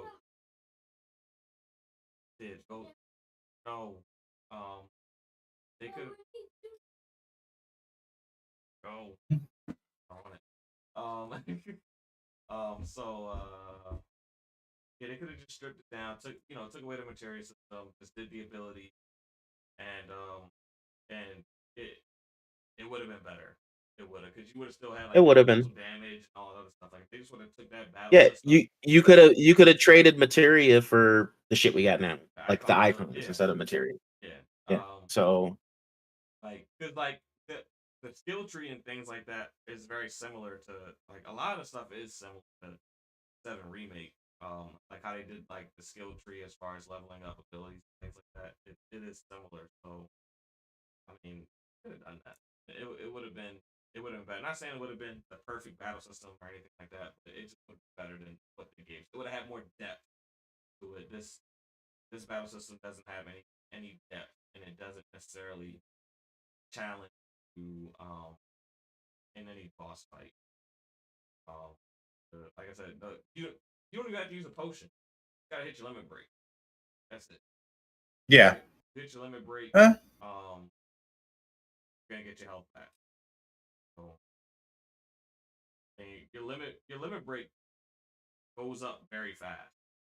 You can hit your limit break like 3 times in one boss fight, maybe 4. Um, it's a cool game. If you play it, you are going to enjoy it, but you will also recognize the limitations in the game.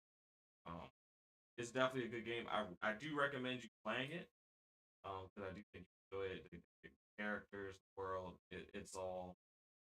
it's very much a Final Fantasy game. I know it starts out a little cliche, rocky. It feels like a combination of different stories that we've seen before, told in different. I think. Anything else you guys want to focus on in regards to Final Fantasy 16, or do we that horse in? oh no, that We pony yeah. dead, bro. Yeah, it's on the curve right now. Vulture's already showing up and eating at it. Well, since Captain Xbox decided to go ahead and take digs at Sony, it is time to shit on Xbox. Captain, Yeah. tell me what's going on with these price increases. The price increases. Game Well, Pass going if up you ain't $2 for Ultimate, $1 for regular. No PC Game Pass Yep. price increase. Fuck Nappy Senshi. It is PC Master Race. Yep. Exactly. I mean, there's more reasons why you guys should get a PC. And the Series X console is going up in price in select markets across the world, not to the United States. To match what? It's going up to match what? It's going up to. It's going up to match what? The PS5. That does not make it right. Still a shitty decision. It doesn't make it right. But hey, here's my rationale for that. PS5 saw no fall off of sales. They saw no fall off in sales after increasing their prices. Instead, they saw record profits and record sales, bro. So I'm like, if they're still selling doing that, we gotta adjust and match the market. If they're still selling consoles at the price they're selling it for, that means we can do it too. That sounds like a people's problem then. It is absolutely a people's problem because they still decided to buy it. Had people stopped buying the PlayStation at the price it was, we would not see Xbox matching that price. Consumers are to blame for that shit. I'm sorry. That's what it is. People still bought it. People continued to buy it at the increased price, and it's all good. It's our fault. We run this shit. We control the coin purse. As soon as we stop spending our money, shit changes. Yeah, that's what's going on. You remember the outrage? You remember the outrage when it was like, yeah, we're gonna increase like Xbox Live Gold, this and this, and everybody was like, literally, fuck that. Like, it's up to the consumers. It's up to the consumers to change that practice, bro. PlayStation mad happy with them sales. Xbox like, we can get some of that money too.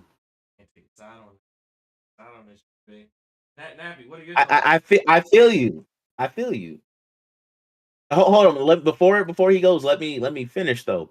And as far as the Game Pass increase, as far as the game, you can avoid that. Go ahead and stack up as many years as you can at this current price, bro, and ride that shit out because your shit is not going to change until you renew. like me, Microsoft Award. And use Microsoft So- Awards. Yep. Bing. Yeah, Microsoft Word start using Bing for every little thing. Yeah. So There's a way. Actually, There's a way around it. um, It is. There's a way around it. Trust me. so, actually, I can go to cdkeys.com and I've been buying my Game Pass Ultimates from there. It's gonna Like, they- change though. Like the price hasn't increased yet. It will change though. yeah, It's the gonna pri- go the up on price CD. effect- The price increase goes into effect right before Starfield comes out. It's like in August. So yeah, so right now, if you go on cdkeys.com, you can get 1 month of Xbox Game Pass Ultimate for $8.99 on cdkeys.com. So you can stack up on these codes. You can get 3 months for like $26. Now, Jube, I do have a question. You find it interesting that pretty much immediately following this announcement that that Game Pass is going up, that Yeah. Clockwork Revolution and Avowed showed up for pre-download. I You do find think- it you interesting. think that is coincidence? Wait, what's I- what's I- show I- for pre-download? Clockwork Revolution and Avowed are available for download on Xbox. I don't think it's coincidence at all. That one game a quarter coming, bro. It's coming. It's coming now. Yeah, I think they're at a game. I think. Yep. Um, Because what we get Starfield in September, well, we know Hellblade. Is and coming then out. We know Hellblade is coming out in next year. Yeah. Based on what they said at it'll be coming out next year, so that would tell us that the next 3 quarters are covered. First. Yeah. Unless you're telling me that Yeah. Avowed and Clockwork Revolution are both dropping in the winter. I would separate those two. I would say one's February, one's April, or one's late January, one's which would Okay, be that's winter, fair. spring. But yeah, at that point you're looking at a game a quarter. So I figured I'd ask you that. Yeah, Xbox is about to have a lot of games. Their studios are finally about to start churning out content at a steady rate. But yeah, you got Good for it. one Bethesda game, Starfield.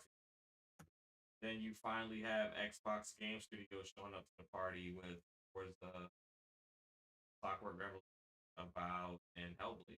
They'll be dropping 4 titles in the next calendar year, hypothetically. Yeah, I think they right now.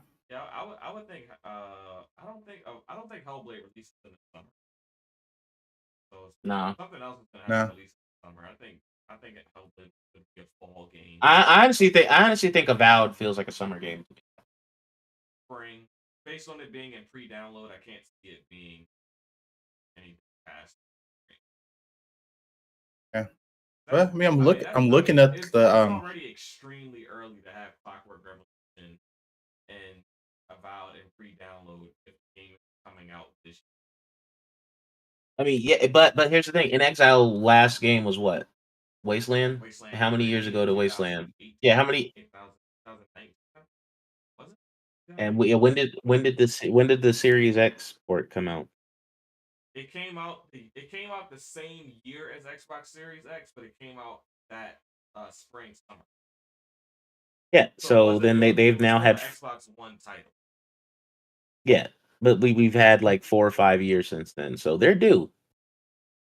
Spring sounds right on the nose for that game. Okay.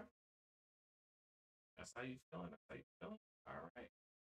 Not going. And then like we haven't seen shit from State of Decay. That could be a fucking late game next year. Like I don't know, maybe. Got Fable. That can.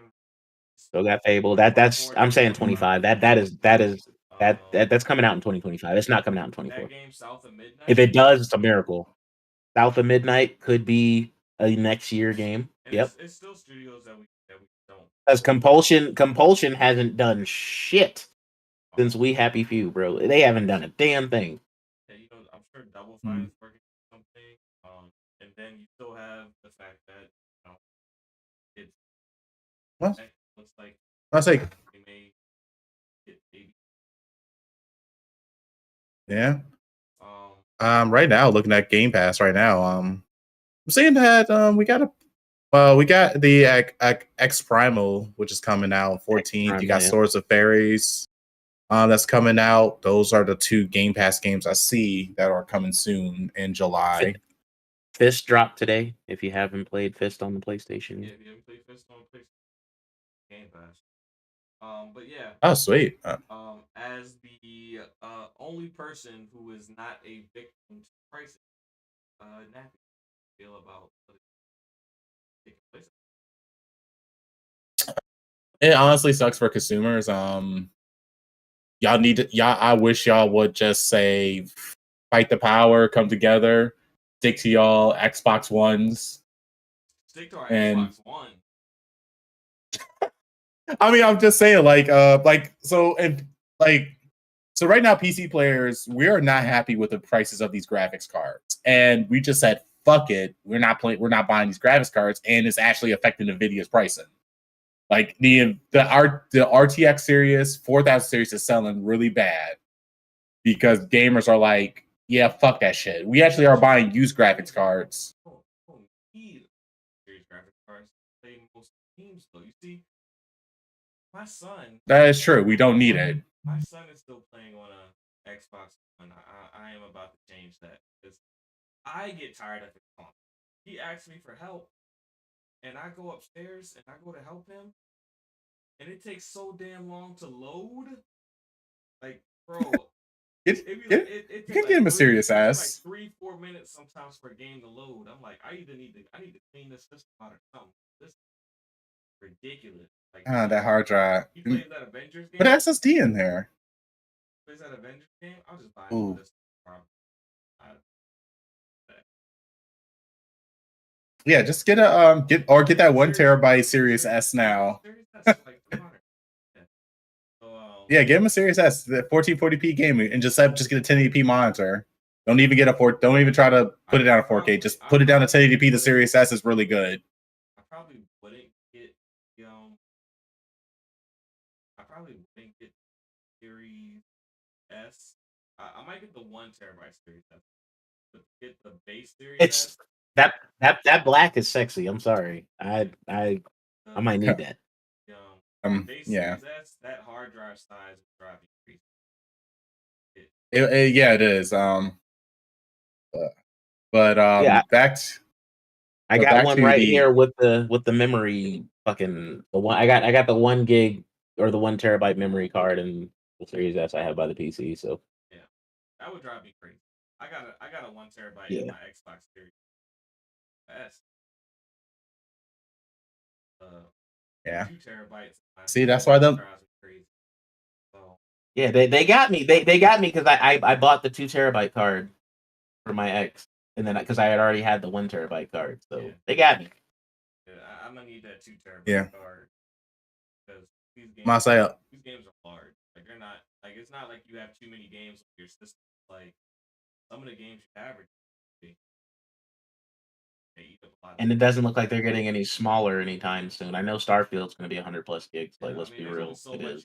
Yeah. Technology, like, even as like even on the PlayStation, like I rarely play my PlayStation, and I still have games from time to time. But the few that I do have, like, that is why you need to buy that 2 terabyte NVMe drives to expand your storage. Now that I don't play my PlayStation 5 enough to like rip off the thing, like open up.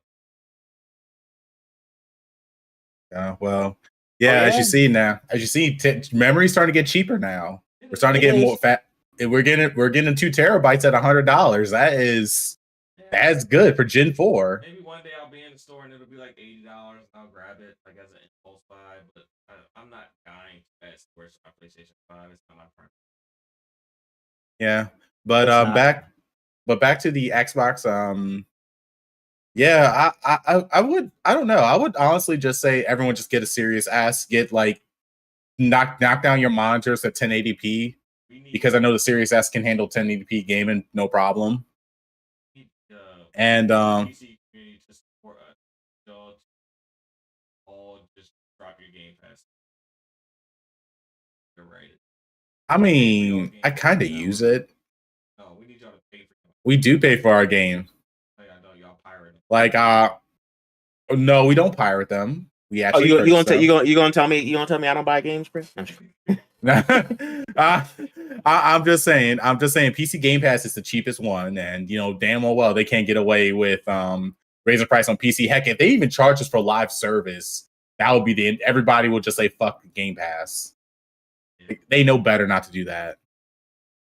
But honestly, like, it does suck that they increase in prices. I understand that inflation's a thing.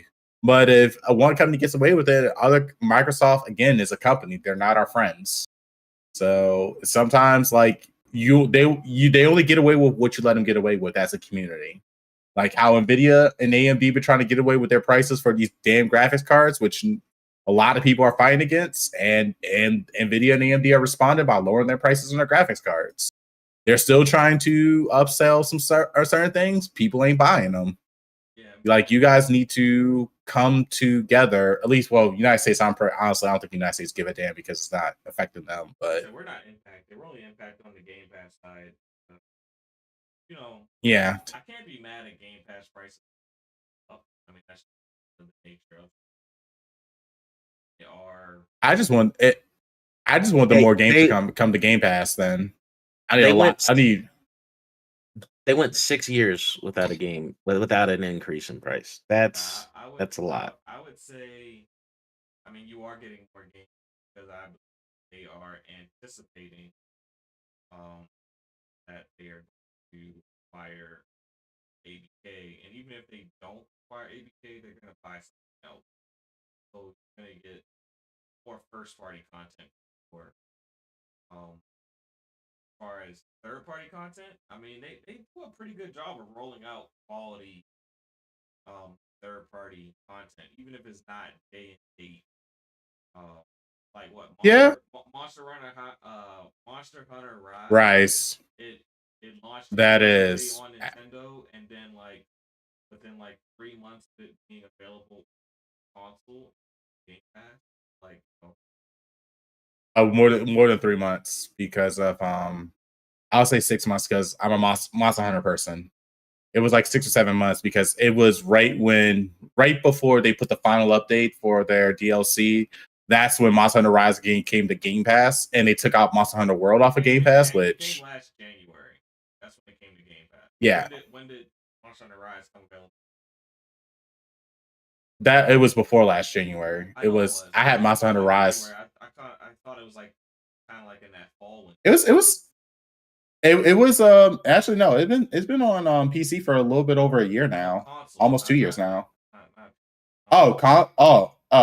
Console I couldn't tell you, but for PC I could tell you because Monster Hunter Rise was originally for Nintendo Switch first, and then a year wait after that it came out on PC, and then I guess like a year and a half later it came on to consoles, which a lot of people were shocked about. We were not expecting that, but I mean, like I said, Game Pass, they have been rolling out. The one thing that I think Game Pass should do that will completely justify the price increase is if I can take 2 X input controllers that's connected to my phone, TV, tablet, or computer, and when I'm using the Xbox live stream and use 2 controllers to play local co-op, I will completely justify it because that is a missing feature, and a lot of the games are stream only. That are Xbox 360 games support local co-op, but you can only use one controller when you're using the live service Game Pass thing. You talking about xCloud? When you're streaming and cloud streaming, yeah, xCloud. Yeah. If xCloud can allow you to use 2 controllers to play local co-op while using xCloud, I will completely justify it because right now you can't do that. I think that's a little bit tough because 2 X input devices, X input 1, X input 0, X input 1. That's tough. It's tough because of how they make you sign in. I don't think it's tough to actually do co-op per se. I think the sign in process that makes guest. Huh? I mean, come on now. Make the other make X input 1 be a guest profile. Because basically what they do with that like you're basically playing on a actual Xbox cloud. So like I guess you could do the guest profile. Like even the 360 games that are on the cloud, you telling me you can't get 2 X input devices? I'm not saying that it can't happen, but I'm just saying I can see where there are challenges come in because it's hard to play an Xbox 360 game local co-op on a Series X because it goes to that 360 server like to like log in. I mean, it pulls up like even like if you change your like once you like because I changed my gamer tag too, so like once you change your gamer tag, it gets even harder to play a 360 game on a series console because it's on back that 360 UI on a server, cloud, whatever. Like it's tough to Yep. co-op. Like to do like Banjo Kazooie, whichever one has the co-op, like that shit is retarded. And that's I'm just telling you, I mean, it's I hate to say this. It's gonna be tough on cloud. I'm just telling you. I mean, you guys are gonna hate me for saying this, but Steam can do it. I know Steam could probably do it, but I'm just saying the way that Xbox has their stuff set up, I can see where it will be very difficult for them. They have overhauling to make that a possibility. I'm not making excuses for them. I'm just letting you know that it's tough as is, like just on a series console or even an Xbox One in a game and then getting it co-op. It's not a smooth process. That's all. It's not like it's okay. or incredibly difficult, but it's not simple. Right. Okay, I get what you're saying. It kind of sucks that the cloud gaming can't do that because I'm just looking like at the cloud gaming library and it is significantly bigger than on a PC Game Pass because they have all the 360 games. I wish I could. It is I mean, no, retarded. Like just to get. I believe you. I believe you. It's annoying. It takes longer. It's just that like perfect. Like I'm looking at all these Xbox 360 games on the cloud gaming stream, and like Gears of War 3 would be amazing as a local co-op game that you could stream, but because you're doing on the cloud gaming side, you only can use one controller.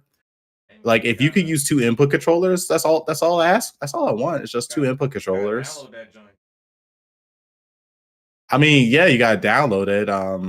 And then you can play locally that way. But the cloud gaming, if they can allow 2 input controllers, I think that would be a big game changer. That means that now you can have 2 people playing a local co-op using cloud gaming. Like somebody can get a tablet and hook up to and connect 2 Bluetooth controllers to a tablet and play local co-op, like on a train or something. Probably, but yeah, that's the one thing. The tech isn't there yet. Yeah, the tech just isn't there. No. Train got some Wi-Fi. I mean, you gotta pay that premium price. I meant for that bed. I meant trying to do co-op on cloud. That it's not there yet. No, so they're on Steam. Steam can do it. On the cloud? So I'm pretty sure. No, well, Steam. Well, I won't say that Steam does connects to your PC, but over it's like Steam Link, for example. You can connect as many controllers as you want, and it recognizes the controllers. I have done it before, so I know this possible. Like I said, but I don't know how. I honestly don't know. I actually got to look. If I also look at Xbox code to see how it's done, I'm pretty sure that like I know it detects like whatever is the first X0 input 0 controller is probably what grabs all of his inputs. I wonder what it will take to get X input 0 and X input 1 as player 2. It will be nice. I'm just saying because like set up. What's up, Dragon? Yeah, the way they got that set up, it's a little messy when it comes to like it just was like, Out the Gears, man. If I could play cloud stream Gears of War 3 local co-op cloud streaming, I will be on it. yeah, I'm not a fan. But yeah, I'm not a fan of the Xbox Series X. Like, I don't think it's fair to other no, people. I'm not a fan of either. You guys need to get that Series S. Just stick to 1080p gaming. Well, I mean, Telling you, we and Series S. are good, but I'm not gonna. I'm never gonna be like, oh, we're good over here, guys. Y'all just pay extra deal with. That's never gonna be me. That wasn't me when PlayStation 5. I wasn't a fan of it. I thought it was shitty then. I thought it was shitty when Meta did it with the Oculus 2. When they raised the price on that. Yeah, I'm just, People still buying that. well, the Oculus 3 comes out in August. So I would It does. anticipate the sales kind of going down on it too. Well, I don't know because people, I don't think VR has a community per se for the most part. Like not really like an established community. It's more like it's more Not on the casual, console side. more I would say casual. not on the console side, but on the PC side, there is a small community because people love modding games for VR. Yeah, but They do some weird things, and yeah.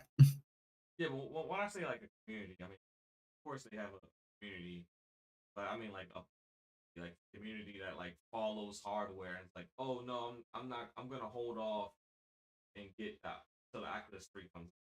A lot of people who are buying VR headsets are not VR. They're dabbling in VR. They just, Mm. they're playing with it, and they might play that VR for 3 months. They never pick it, or they pick it up. Oh, speaking of speaking of off topic things, you should look at Nintendo. Is now a company has now made something like a VR set for the Nintendo Switch. Oh, they want to go to jail next. Okay, here. No, it's an accessory. So basically, it's a headset that you put on that puts like a virtual screen, giant screen for your Nintendo Switch. Yeah, It's actually pretty impressive. That's cease and desist. Yeah, they're doors. No cease and desist has came out yet. It's an accessory to the Nintendo Switch. They haven't made enough money yet. As soon as they make a certain Yep. threshold, Nintendo gonna be like cease and desist. Or we want Them Nintendo lawyers are real, bruh. They will be out in force. No, lawyers, you mean ninjas? they just getting the paperwork Yeah. together right now. That's all. That's all that is. They show up at your house. They will show up at your house. They just getting that paperwork together. That is. All right, I think we got one more topic for today. And it is I won't say it's a messy topic. Well, it's been messy in court, I guess, a little bit, but Xbox versus FTC. A little. These court cases.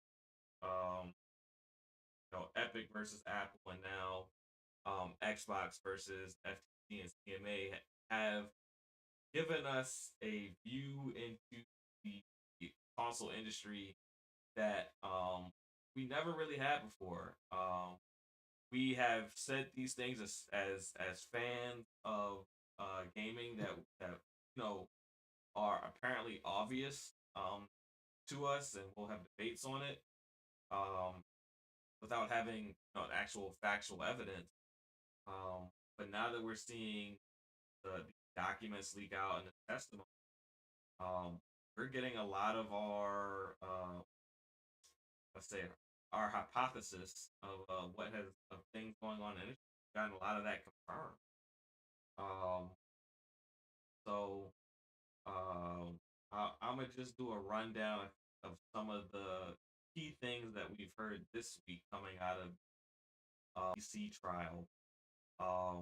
One is that we got the confirmation that Indiana Jones is an Xbox exclusive, which is something that was debated on this panel. Some of our panel members aren't here today. Yeah, I mean there was a lot of debate on whether or not Xbox would have the cachet actually be able to do that. So we got the confirmation that is be a consequence.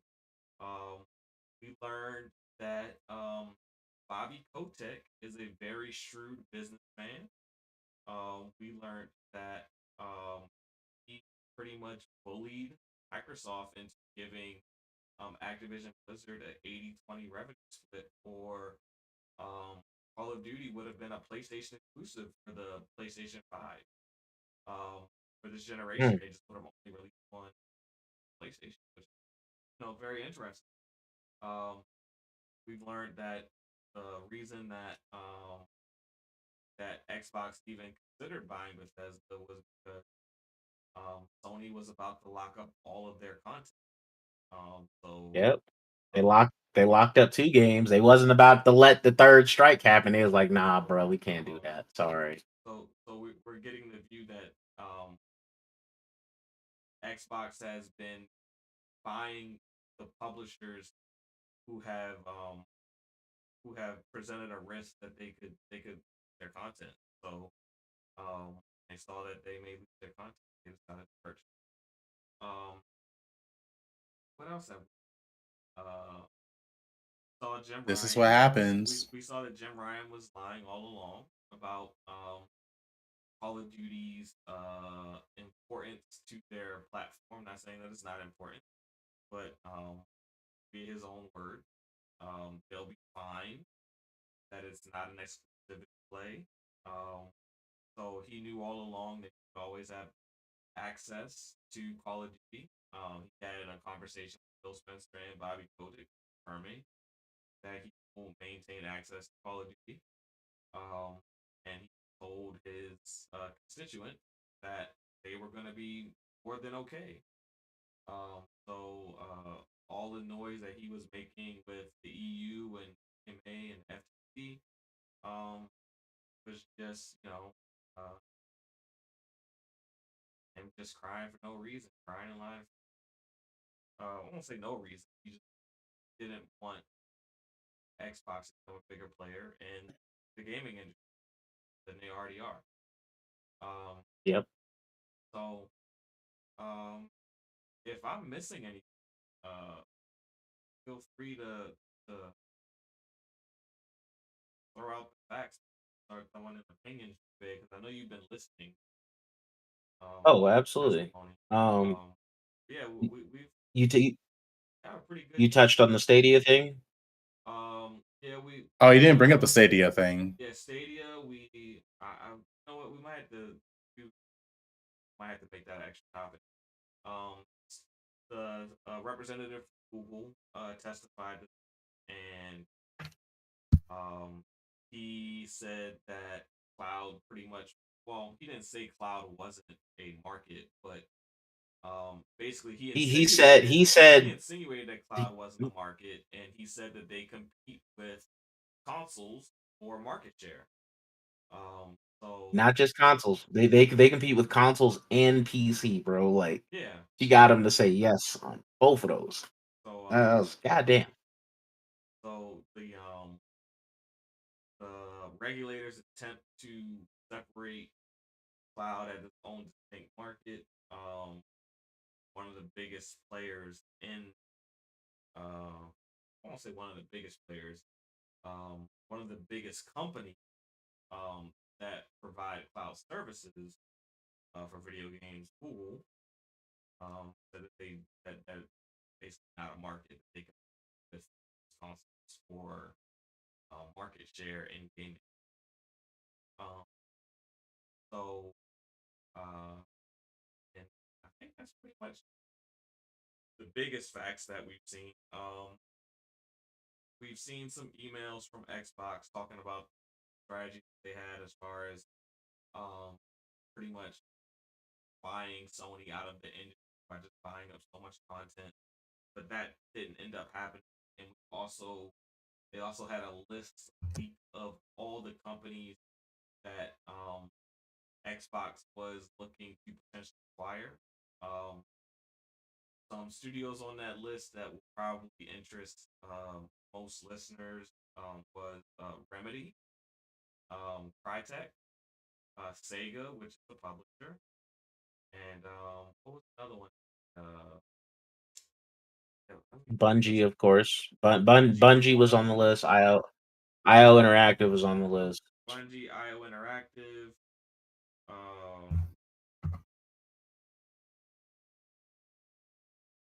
Yeah, it's the whole list of them. I just gotta. I'm not gonna list some of the bigger ones. Yeah, those were basically the bigger ones. Larian Studios, another one. But yeah, but the biggest ones were Sega, Bungie, Remedy, and Crytek. Those are the four biggest, and IO Interactive. Um, the five largest. They were kind of looking at purchasing. So and I don't want to say they were. I would say they are because based on statements from Satya and uh, Phil Spencer, even after this acquisition, they're not done acquiring content. So another publisher or another couple of studios is probably still in work. I have been adamant that after this acquisition takes place, that they are well after it does or doesn't take, they're going for content. I think they've already gotten all the Western content that they need. I think they want a Eastern publisher, so I think no, you can't throw anybody. You can't say no one's out the price range. So I guess Bandai Namco, Capcom, Sega, Square, um, whoever's willing to spend, Not for Microsoft. whoever's Not for willing to spend. Microsoft. If they are willing to I'm gonna, sell. I'm gonna say Microsoft got so much money in the pocket. Like, Yeah, but it's not about how much they have. It's about how much they're willing to spend. And you see that they're willing to spend. Um, that there isn't necessarily a limit that these companies can can can put out there that's too. There's not a number that's too rich for Microsoft's blood in the gaming industry. Maybe in a different industry there is. As far as gaming, um, when you're paying basically $100 billion for a company, factor in lawyers, salaries, and all that other stuff, like you're getting, you're getting up there. Like I know the purchase price of 7 billion, but then once you factor in all your post acquisition costs, and all that, looking at close to 100 billion. And settling Activision's debts and shit that they might have. Like, yeah. the lawsuit that basically is coming, that's coming after them. All the games that are in development, that automatically goes on your budget. So yeah, you're looking at close. While you may pay 70 billion, they might actually end up like this fiscal year. Once the deal closes, might spend anywhere between 80 and 90 billion total. Post acquisition and other costs associated, buying a company. So yeah, that's a lot. So based on what we've seen this week, I want to go at Nappy first because I know you guys been following it closely, and I don't know how Nappy's been following it. So I just want to get your thoughts based on what little or what lot heard Nappy regarding this FTC versus Microsoft court hearing that we're having that will actually conclude on Thursday. That doesn't mean we don't get a decision on Thursday. The decision may not come till sometime next week. But the case will end Thursday. So I can't remember that lady's name now. It's drawing a blank. The lady that's in charge, yeah, not Judge Morley, but the head chair of FTC. Yeah, when she basically got appointed by President Joe Biden. I don't know. It's just some of her arguments were not as strong. Honestly, I think Sony is somehow putting money in her pockets or in her fundraisers that are getting into her pockets. Is the reason why she's so adamant about fighting this. Because beyond the whole protecting Sony's interest, which that is the position that they have taken. They've taken a position of defending Sony's interest, but the FTC has been trying to gain the power to block any merger over $5 billion. You can see where they would have an issue with a $70 billion act. They don't want anything Yeah. $5 billion taken. I'm not gonna say that they're necessarily that Sony's in their pockets. Yeah, I did see that Dragon about Sega. But I won't say that necessarily Lena is in Sony's pockets, because if it were a pocket thing, Microsoft, they could have lined their pockets and saved themselves all these lawyer fees.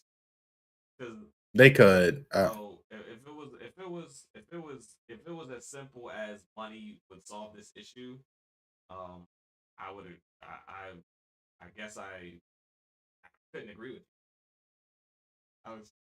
I mean, because the one thing is that it's like you can, but I mean, sometimes like if she made a complete 180, then that would have been extremely suspicious. You can't just take 180s like that. Now, That's bad business. I believe that the FTC has their stand. I believe that there is a little bit. I believe that there is external. I don't think there's any external influence on the FTC. I do believe there's a lot of external influence on the CMA. I feel like the CMA is kind of in its infancy. Not that it's a new organization, but they're new to approving these type of deals. They were a member of the EU and they didn't have to approve deals as a member of the EU a couple of years ago. So they're in their infancy is kind of figuring out what their left and right limits are as far as mergers and acquisitions. So they're trying to figure out kind of the best way to go about it. They have some former Sony employees, or former Sony lawyers that work at the CMA. Yes, I know. I'm aware of that. Sony lawyers that work at the CMA. They have people that Jim Ryan went to school with that work at the CMA. Jim Ryan is English. So he has people in the CMA that he's cool with. So I do think that there is external influence there, to the degree that it caused them to close the deal, to block it. I do think that is a possibility. I'm not going to go as far as to say that that's definitely the case. When you have Jim Ryan, and he is associated with CMA, and then you have the CMA also working with the FTC, and them kind of taking same stance. I think it's a combination of both, kind of.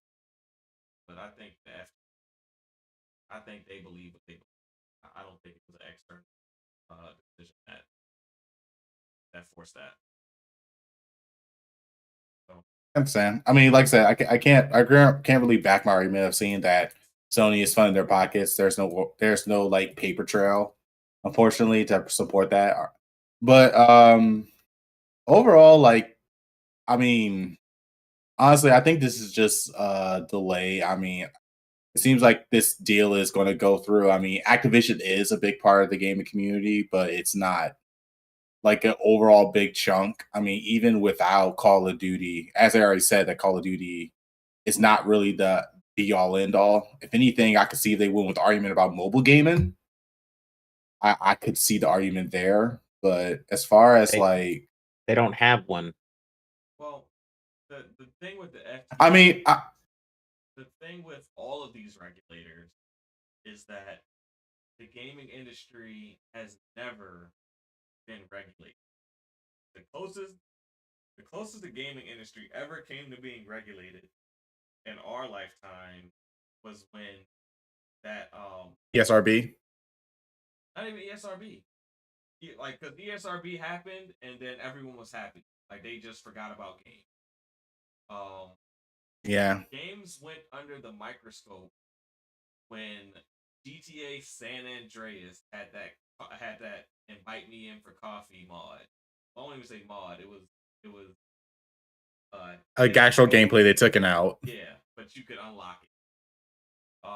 It wasn't Yeah, until that happened that senators and congressmen started really looking at possibly regulating the gaming industry, but that got swept under the rug pretty fast. They got it they got it out the game, so you couldn't access it at all. There was no way you could access it on console at least. So that was pretty much the closest. But other than that, these guys, they don't know anything about the gaming industry. Yeah. At all. Yeah, Like, hence why they're not helping with. That they've been asking to shows their. They said, do you need a Windows license to stream on PS? Don't shut the hell up. I mean, honestly, like most, because you got to think, like most of the FTC people, they don't play video games. They didn't know that Candy Crush makes more money than Call of Duty. Yeah, I mean, right? All they hear is they see the kids playing Call of Duty, and they're like, "Oh, Call of Duty's everywhere, therefore it's the most popular thing." And that's like honestly, like the FTC is not going to win there. Can't see the FTC seeing the argument. I mean, it's just they're not really. The FTC's lawyers didn't even understand not even a gaming concept. They didn't even understand the business concept of what happens when you purchase a company. So, well, yeah, I mean, gaming industry. I mean, I understand it's still somewhat new regulator, and it's like recently has become like the number one media consumption now is video games, beating movies and TV shows. So, I mean, it's like I said, I don't know. We got these old generations. Gen X don't know how to react to like the gaming industry, and it kind of shows.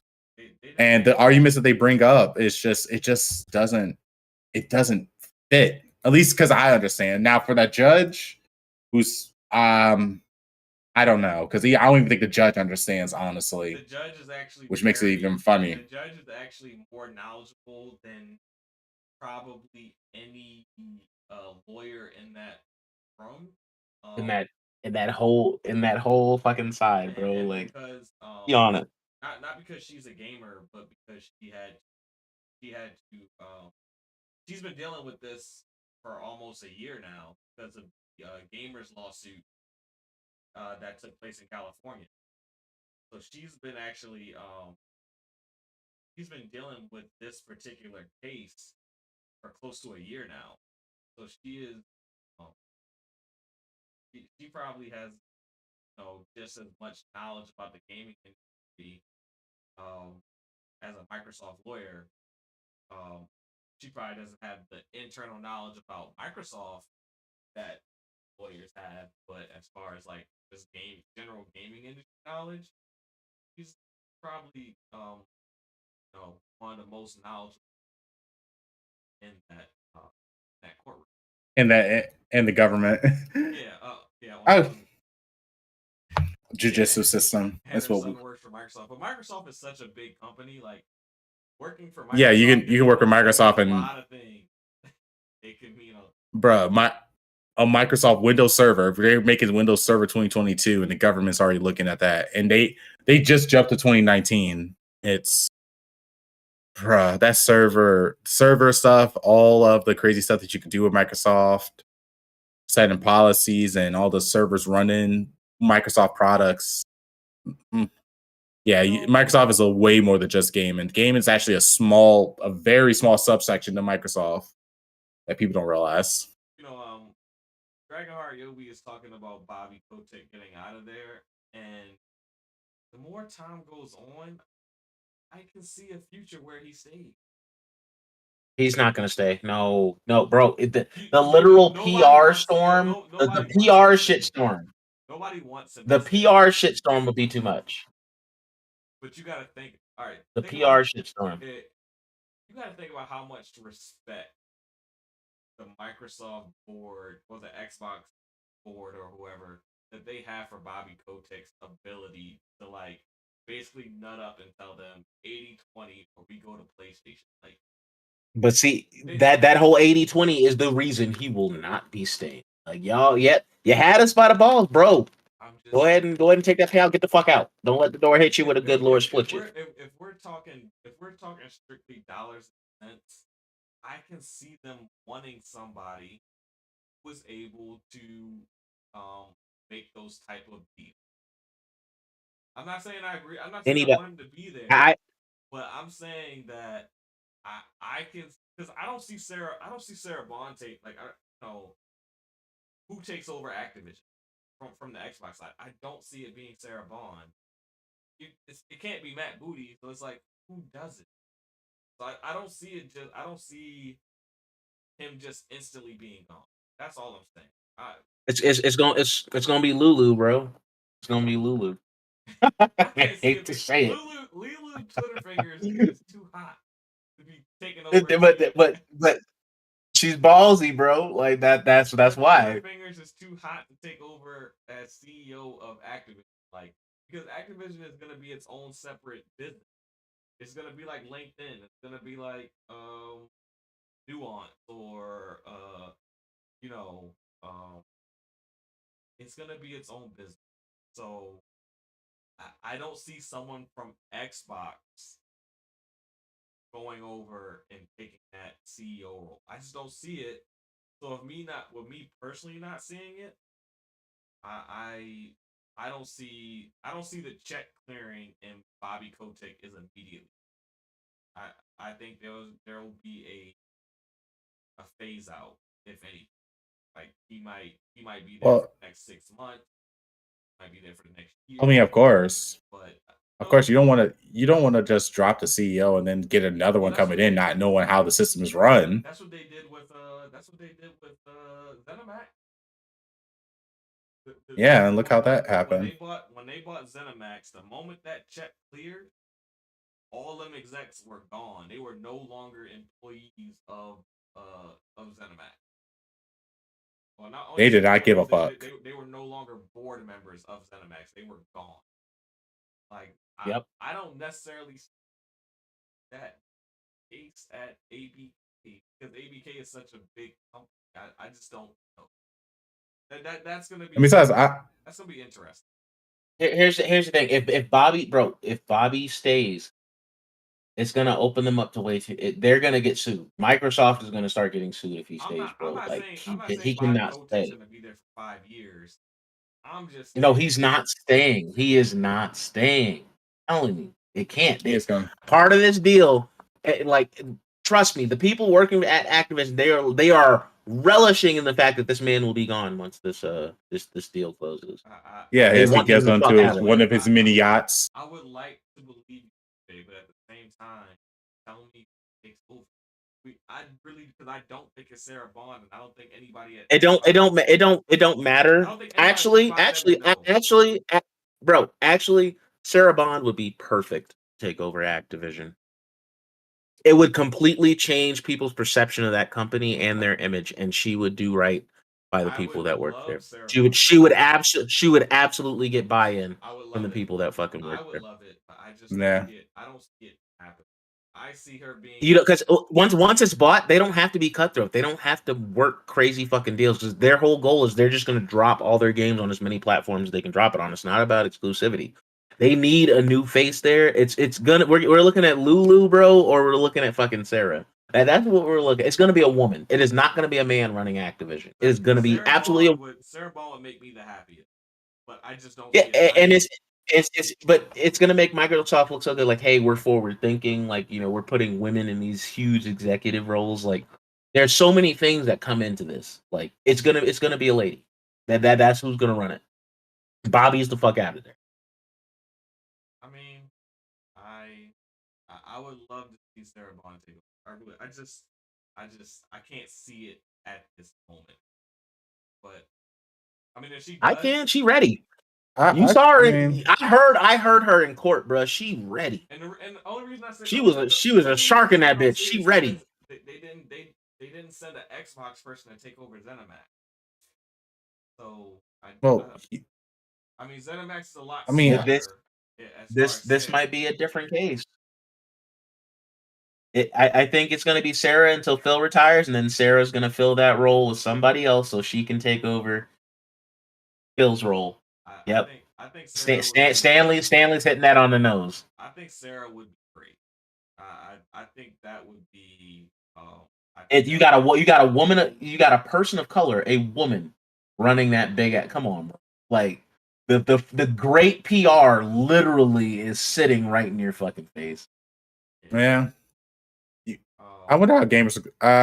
Overall, I wonder how gamers are going to react. I mean, we always got a little bit of a trolls, but I mean, it would be a good PR move, especially after the crazy thing that Activision with the lawsuit and that whole Bill Cosby room and that stuff. But yeah, it's two birds, one stone. Like, you get rid of them and you infuse a entirely new person that has fantastic fucking public perception. People love Sarah Bond. I am one of those people. I'm in there. I think after everything that happened at Activision, as far as with the other stuff, the the sexual harassment, all that, I think the most logical would be as CEO. And I do think Sarah Bond would be more qualified.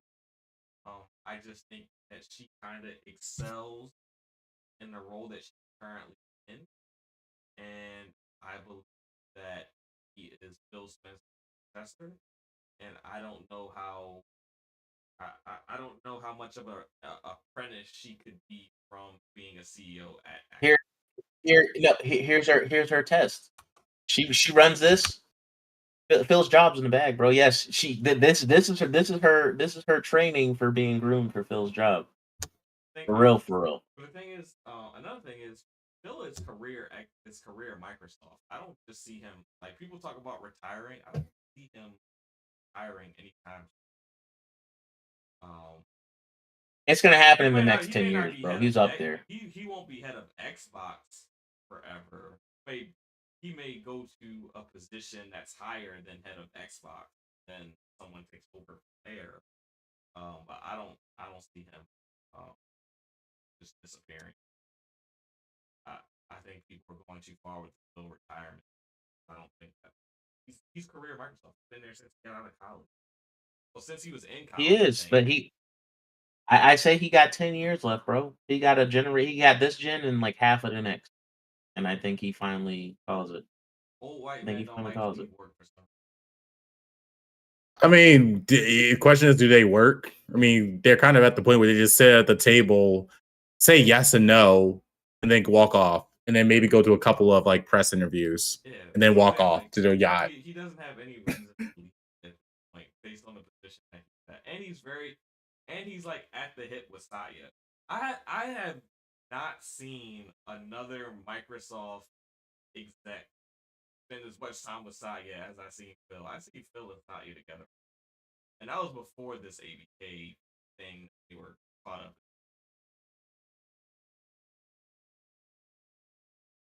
Yeah. I mean, honestly, I really do think like this. I don't know why FTC is like trying to. Well, I can see why you mentioned about $50 million purchase. Like, hold on, stop that.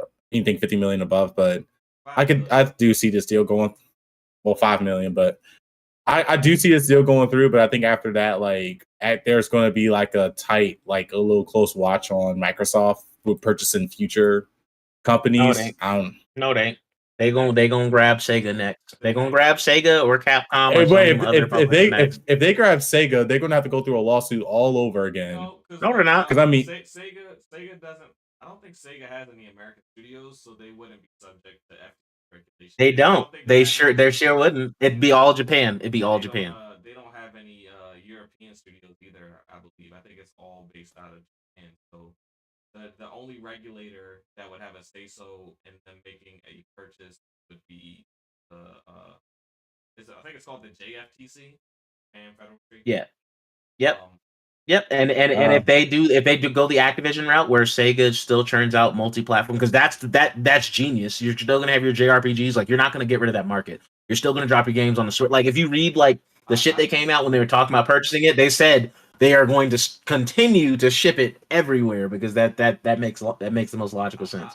The only It makes benefit more they get would money. be those games would go into Game Pass. I think Sega, when you say multi-platform, I think it's kind of Yeah. like I kind of think it's more like Boom Studio Ori. I think like Minecraft, Call it.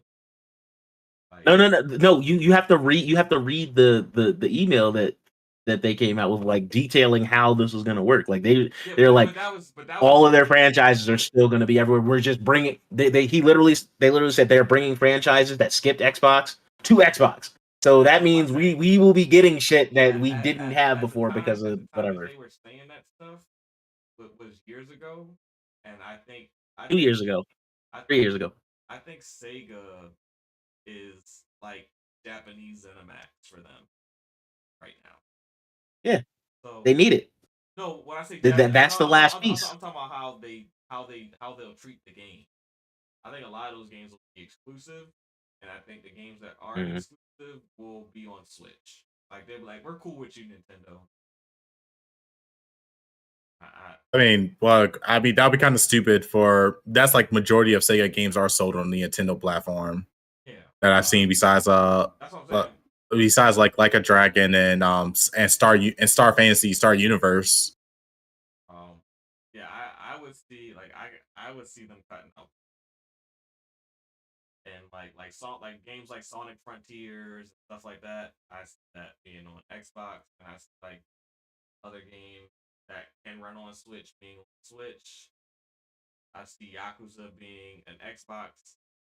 Like if they release a Nah. if they release a new Judgment, if Judgment 3 comes out, one, that game is niche. It didn't sell gangbuster on either platform.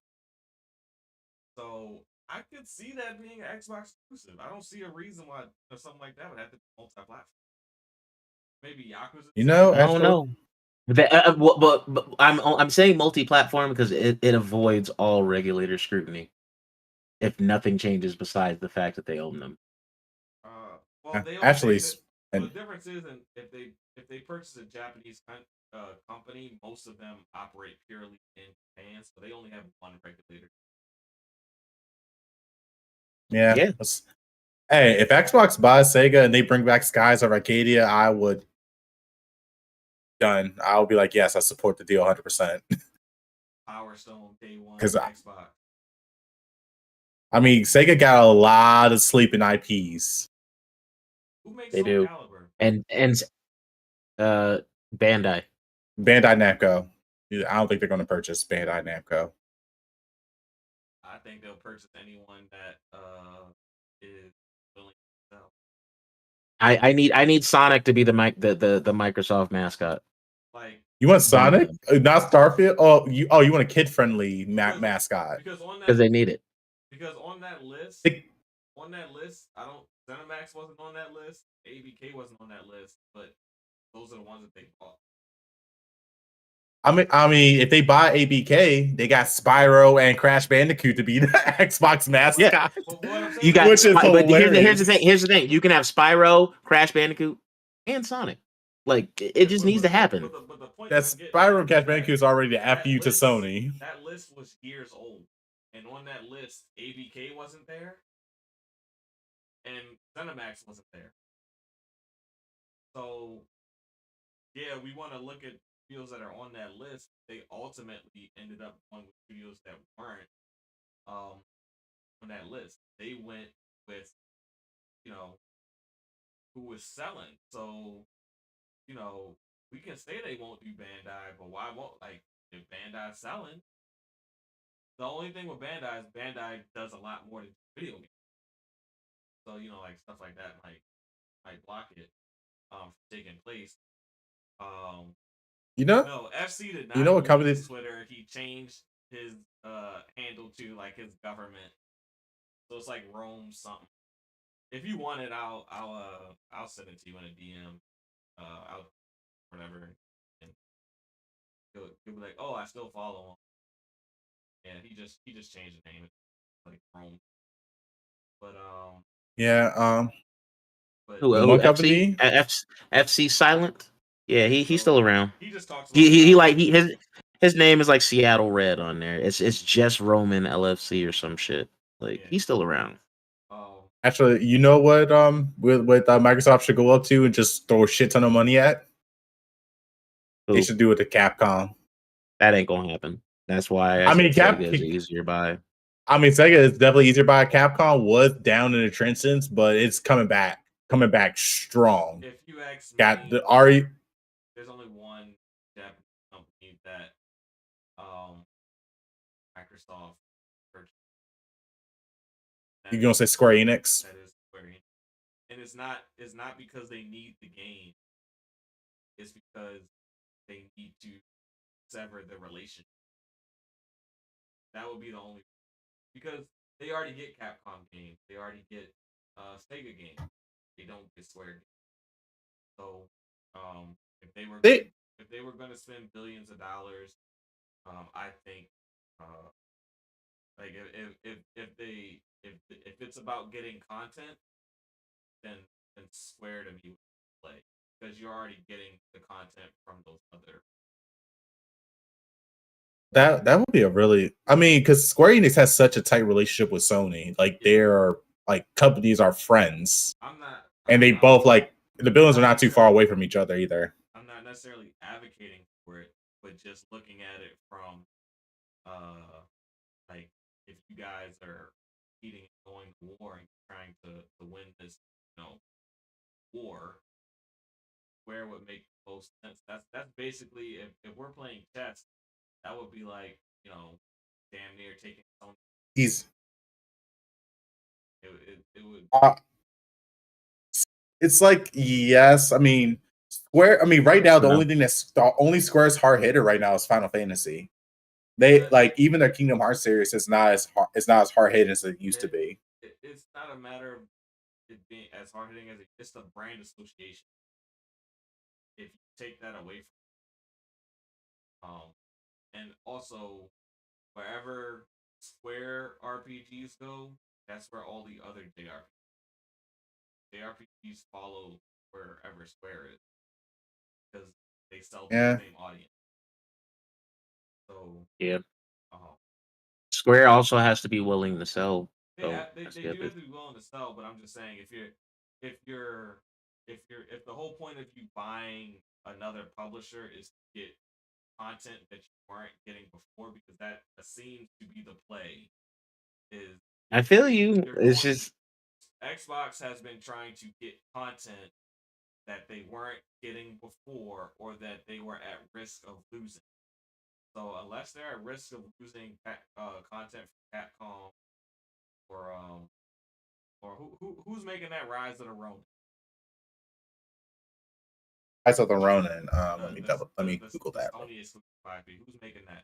Whoever's making that, those are the type of studios I would assume that they are. That would be my assumption. Oh, that's Team Ninja. That's Team Ninja. Yeah. Team Ninja. Like if they bought Sega and then put Team Ninja under Sega, I could see like something like that making, like going after the studios that Sony leans on for the content. But I see Xbox. Yeah, I mean, here's the thing: Square dropping flops. Outside of Final Fantasy, it's all flops, bro. I wouldn't say it's all flops. They just no, every game besides Final Fantasy that's dropped out, whether we're talking fucking Octopath 2 or Dio Field, or they all did not meet expectations. They're flops in the eyes of their own. Wait, you say Octopath 2 did not meet expectations? No, it didn't. It didn't outsell the first one at all. It didn't sell well. Oh, it didn't. Oh, yeah, I know it didn't outsell the first one, but yeah, that's the point. Like they expected it to, and it didn't. But the thing with Square Games is that it's not a quality issue; it's a company issue of them being able to market their product to whatever the audience. And Xbox marketing is ass. It's ass. It's gotten better in spurts, but it's ass. But if I'm thinking Xbox perspective, those games are all in Game Pass. They fluff up my. and they Wait, yeah. they take it because the reason that Xbox is buying these publishers and keeping them separate is if it doesn't work out, they can sell them. That's why they aren't fully integrating them. Like it's not, like all those. That's the biggest reason they can sell it just how they bought it. So What about all the Western studios like Tomb Raider stuff? I'm surprised that Microsoft didn't chop on that. they can't because of the ABK. I think That's I still think they buy those. I think that'll be a smart move because they can get Tomb Raider. I mean, Laura Croft, I think they strong, independent woman. They don't need no I man. do think Crystal Dynamics ends up getting bought. I think that they're gonna buy Crystal Dynamics and literally merge them into the fucking initiative. They're gonna buy everything I from can see that. they're gonna buy everything that Square owned that they sold to Embracer. That's what I think. Especially now Don't that buy Embracer Embracer themselves. is basically like about to be out of business. Like they're fighting a business right now. After that deal didn't go through that handshake. So yeah, Embracer may not be around much longer. I could see them purchasing all those Square studios that they sold. Yeah, I mean, because like I said, the Tomb Raider series was that game really did suffer from marketing issues because there's all those three modern games where Tomb Raiders were actually really good. But I mean, it will be like a really awesome add-on to Microsoft's library. Say, look, we got this really strong independent woman. Ah man, great Tomb Raider game. And plus, get Tomb Raider, and then you make a sequel to Indiana Jones, the Tomb Raider with Lara Croft and Indiana Jones. them was like they just meet up in the middle of a desert to go through a tunnel, tombs, little little temple together, and they discover something. That would actually be a cool little mashup. Well, actually, it would be funny is if they bought the same studio that made Forspoken and Forspoken came to Xbox, but actually ran better. I thought a Square internal studio made. Did they? I mean, because I thought it was American. Yeah, the studio got dissolved after Forspoken. Oh yeah, they did get dissolved. So I wonder what happens to Forspoken. Did they sold the rights to Square? No, because that's a PlayStation exclusive. Square studio. It was an internal Square studio. It got dissolved, and the employees got reallocated to other internal. Oh yeah, so technically it's still a Square thing. Yeah. So never mind. Yeah, they can keep Forspoken. Square, or they got let go. So probably the leadership of that studio probably got let go, and the developers probably got reallocated. Project. That's probably what happened.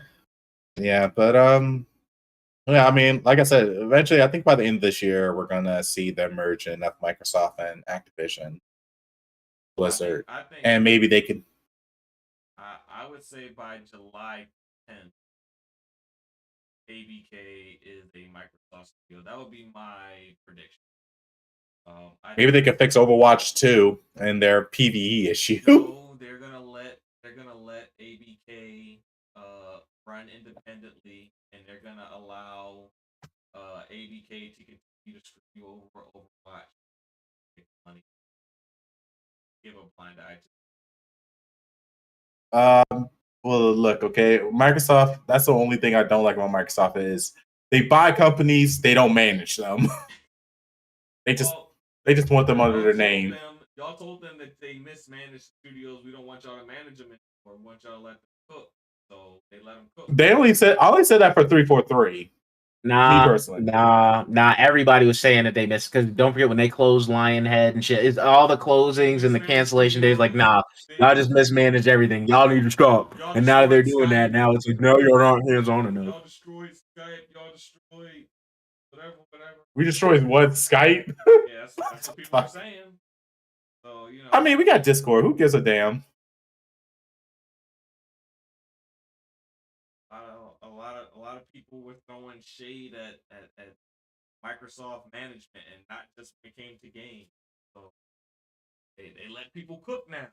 Now y'all gotta deal with whatever ABK is. I mean, well, I mean, yeah, I mean that is true. I mean, I'm just saying that I think Microsoft can just get more better adamant leadership. They just choose not to for some reason, or maybe it's just that Microsoft, because they're still new to the game industry, so they don't know who to hire. It's a leadership issue. I think it's I acquired 17 studios in 3 years issue. Like, And the onboarding for that is like, not overnight. You gotta be realistic. Like when you acquire that many studios, and those studios are located across the globe. Some are located in Europe, some are located in Washington, some are in California, some are in Texas, some are in Canada. Like it's not that's not something that you do overnight. You know, as opposed to like someone like Sony, like they acquire a studio at a time, then they integrate that studio in, then they go and get another. Xbox wasn't afforded that luxury based on their own failure, and not being committed to getting first party content early on, because their time to buy studios was the 360 era. During the 360 era, they should have been buying up studios, but they waited too long. They did have a bunch of studios during the 360 era, but they ended up, but they should have acquired a lot of studios that they have now. Like they should have probably been acquired because they've been working with Bethesda. Yeah, I mean, they got Bethesda now, and we got Starfield coming out soon. So, 1,000 Worlds. Wait, they should have owned forward. Mass Effect. I'm still mad about that. They should have bought the Mass Effect IP. Still mad about it. Well, I mean, what can you do with the Mass Effect IP at this point now, anyway? You're talking about now. I'm talking about when Mass Effect was only available on one fucking console. They should have bought that damn IP. Well, if you look at early Xbox history, they were actually pretty aggressive in trying to purchase companies, but they didn't know much about the gaming industry, and they didn't know how to communicate with publishers. Because they almost bought Sega. They were very close to buying Sega. They tried to buy Square Enix. They tried to buy Nintendo. Tried to buy EA. So it wasn't for necessarily lack of trying. They've always gone after the big fish. It's just didn't work out. Lack of convincing, and they didn't have the nuance yet. They were the new kids on the block in the gaming industry. And they were trying to tell people the reason that the reason that Sega isn't an Xbox company is because they told them that they had to make games on DirectX 12. Like that's literally that's the only reason that Sega is not currently a part of Xbox. They would have been a part of like when they canceled Dreamcast and all that, and they were like, we're going out of business, focusing on third party games or out of the console business. They would have been I'm gonna say they would have been an Xbox. Xbox would have bought them. If they I'm gonna say DirectX 12 was pretty new. I'm gonna say, you sure it's like direct, because 360 was on. It was DirectX. They said you have DirectX 11. DirectX, but the reason that the deal didn't go through is because Xbox basically told Sega that they had to make games with DirectX. Sega was like, "There's no way we can make games with DirectX. So we'll just do what we're doing. We're just gonna make third party." But that was literally the reason that didn't. Is because Xbox tried to mandate and build games. Oh, well, Xbox should change that, because it's not only that because Sega's not the only people that actually use that engine. If you look at the Sonic mod community, they are, I would say, the most dedicated mod community I've ever met in my life. They literally make full-fledged Sonic games out of that engine. You can literally, they literally made Sonic Riders completely modded that to the point where it's a completely new game, and they build multiple games from scratch. Yeah, I will say that when you're right about the Mass Effect thing. While they couldn't buy EA, but EA didn't know what the fuck they were doing those couple years, things were looking dark. They should have bought that studio that made Mass Effect. Was that BioWare, right? Did BioWare make it? Yep. Yeah, they should have bought BioWare. Yep. They should have bought BioWare, and they should have bought. Did BioWare make Knights of the Old Republic? Made Knights of the Old Republic. Yep. Yeah, they should have bought. Yep, they did. Yep. They should have bought BioWare, bro. That's that Knights of the Republic 2. That would be interesting because that's technically, I think that'll still be Disney as well, and that's going to be a hard battle. Yeah, it would. No, but KOTOR 2 was also made by Obsidian, so people forget that. Yeah, that's even a harder battle because now you got like all these companies involved. Yeah, that was Obsidian. That was Obsidian Entertainment, man. They got the KOTOR 2 dev. You actually know what I want them to buy though. I want them to buy BioWare because I know it sounds cheesy, but I want them to revive Anthem. And it does. No, they still exist. They're still a company. They're literally working on Dragon Age right now. Okay. Yeah, they exist. exist. Keep up with BioWare. I thought I know most of the devs are. Yeah, this is not the BioWare that was good. Yeah, that's what I'm saying. It's BioWare declined? What? Man, okay, at least BioWare can sell the Anthem IP to Microsoft. I mean, because Master Chief they screwed up Halo. They can't screw up Anthem too. They can. Oh yes, they can.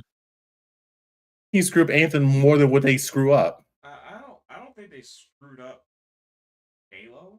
I think they just pushed it out. They felt they wanted it to be a launch title, and when it missed launch, they pushed it out. They like the same thing with Cyberpunk. Like CD Projekt Red didn't necessarily mess up Cyberpunk.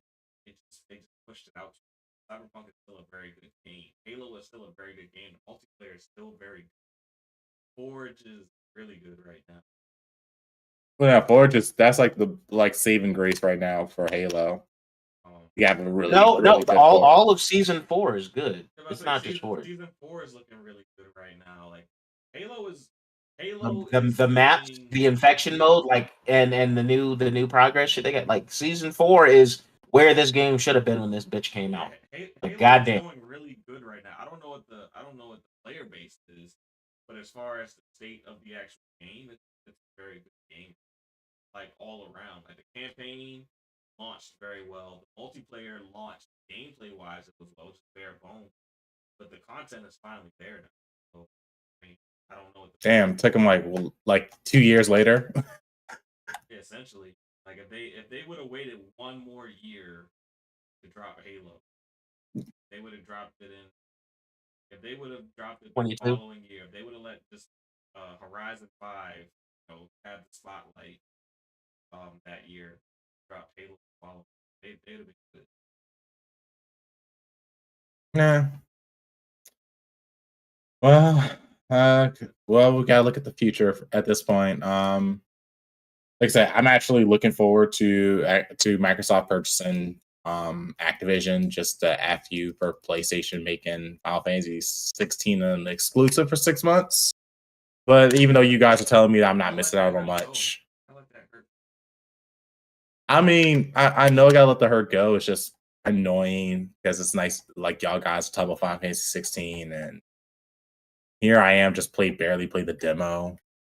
I'm sorry. I'm letting you know right now, you're not necessarily missing anything. As a person who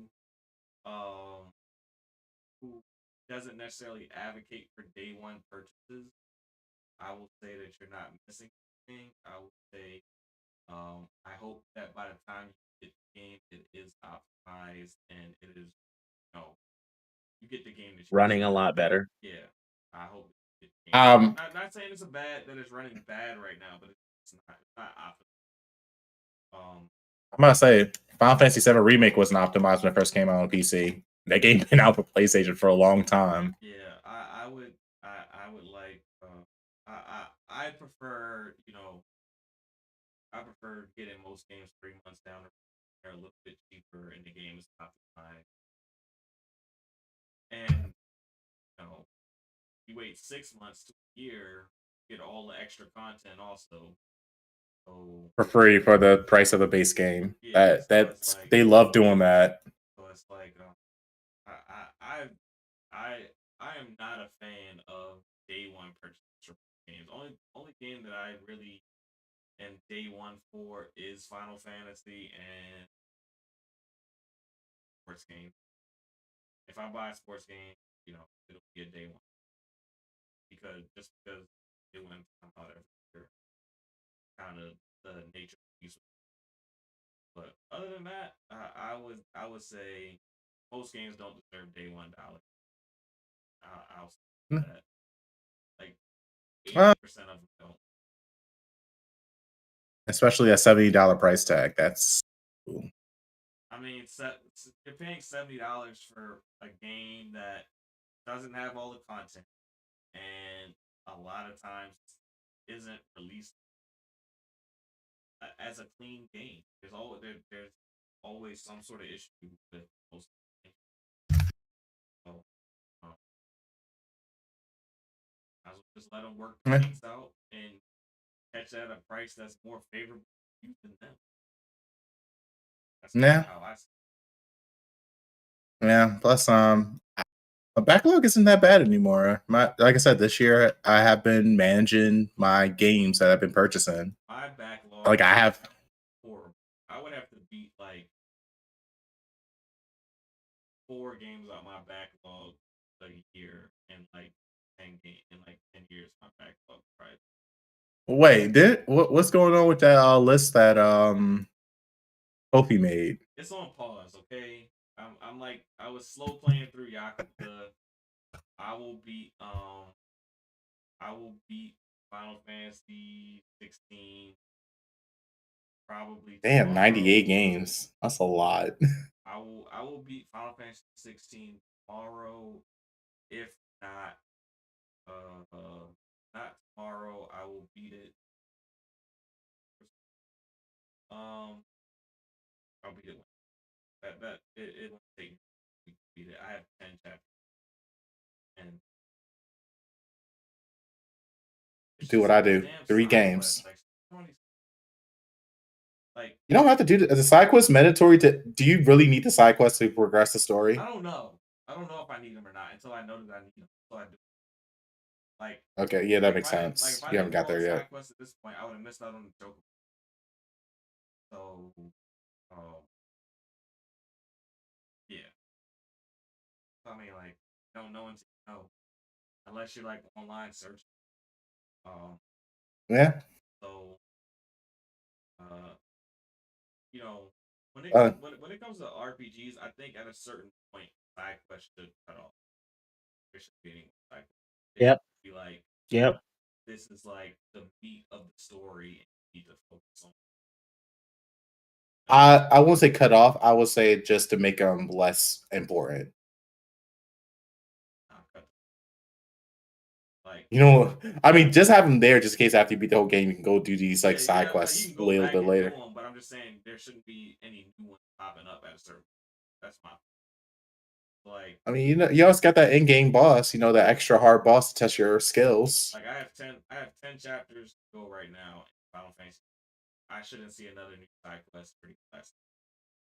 That's just my opinion. I don't want to. I hear you. Yeah, but with that done, we kind of went all over the place with that FTC versus Microsoft thing. We are now at That the whole case outro. is all over the place, bro. Huh? That whole case is all over the place. What Yeah, you it is mean? all over the place. Big.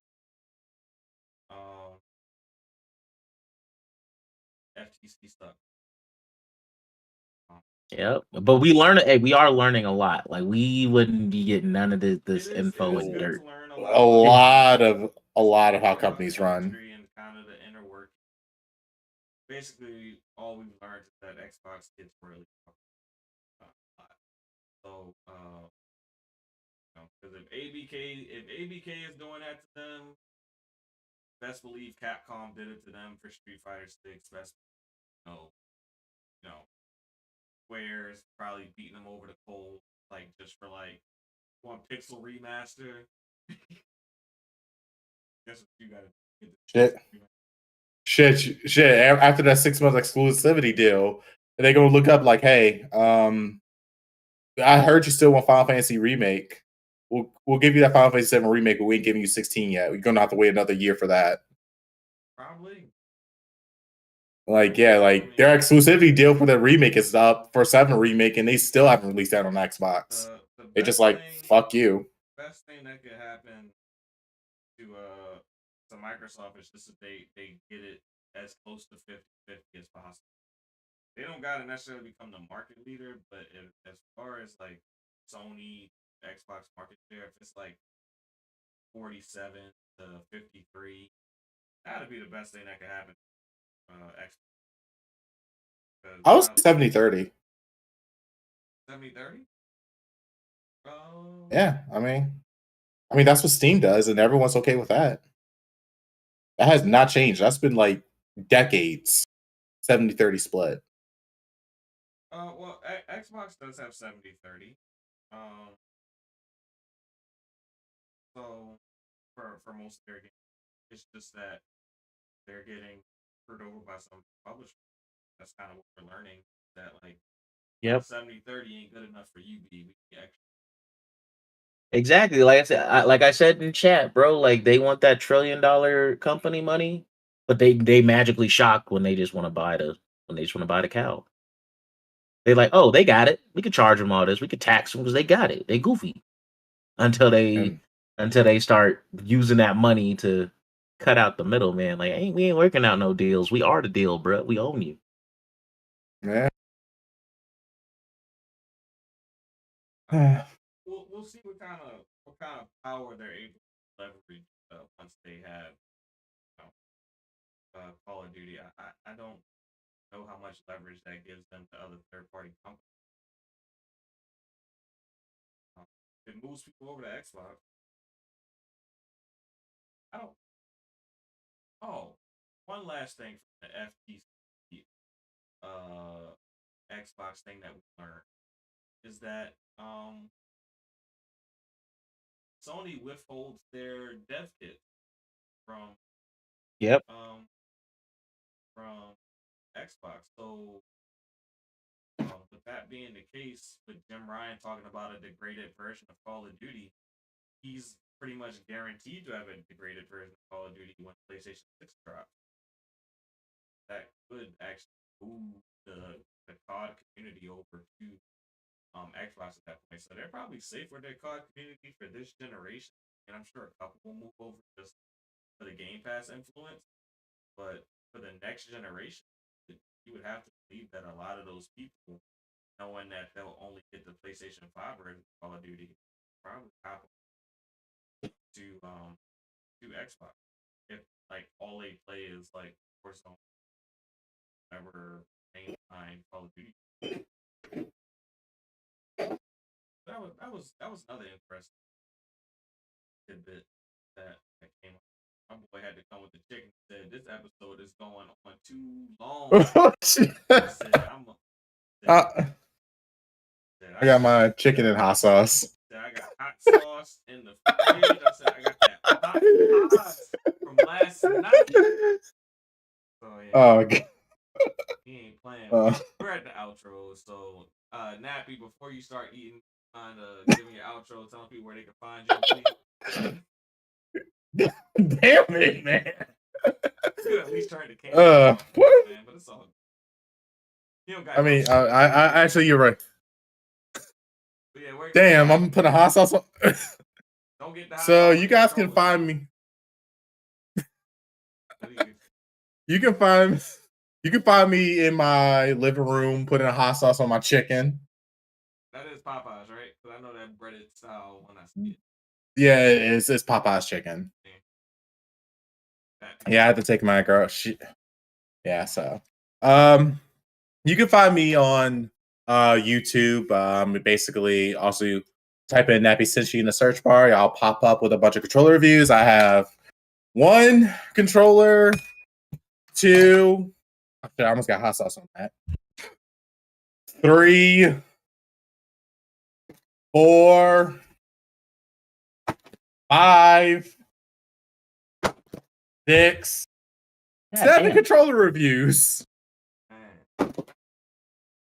So as you see, like, I'm really backed up on controller reviews. This one is actually basically almost done. I just have to do a little bit of editings. This one, I'm actually almost done with this one as well. This one just needs a little bit of editing. This one is a big one that I'm doing. I'm actually putting a lot of effort into this because I actually do like this controller. This is Bayoton's new flagship. And also the rest of the controllers are basically like budget-friendly controllers. This is, if you guys are looking for pro controllers for the Nintendo Switch, this is another pro controller that I had to unbox and do a review on. I got this for free, thank God. This is by the same people that...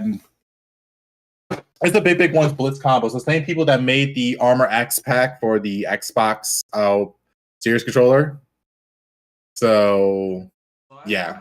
That now they... Why would you get a pro controller for a Switch? Games run at 12 frames per second. I don't. I mean, you know, Splatoon is like the only FPS game I can think of that can utilize back buttons. Yeah, I just I don't know, but I mean, people like pro controllers, and games on Photoshop mode over there. I mean, not Photoshop. The slide PowerPoint slideshow. Mode. Yeah, PowerPoint. I don't know. Hey, but look at the plus side. This controller can wake up your wants to know Switch. the name of the Switch Pro controller. Trying to get them. Wait. Oh, this one? Okay, so this is the Switch Pro controller. Okay, so actually I have 2 because the Bayoton Zeus 2 controller also works on a Nintendo Switch.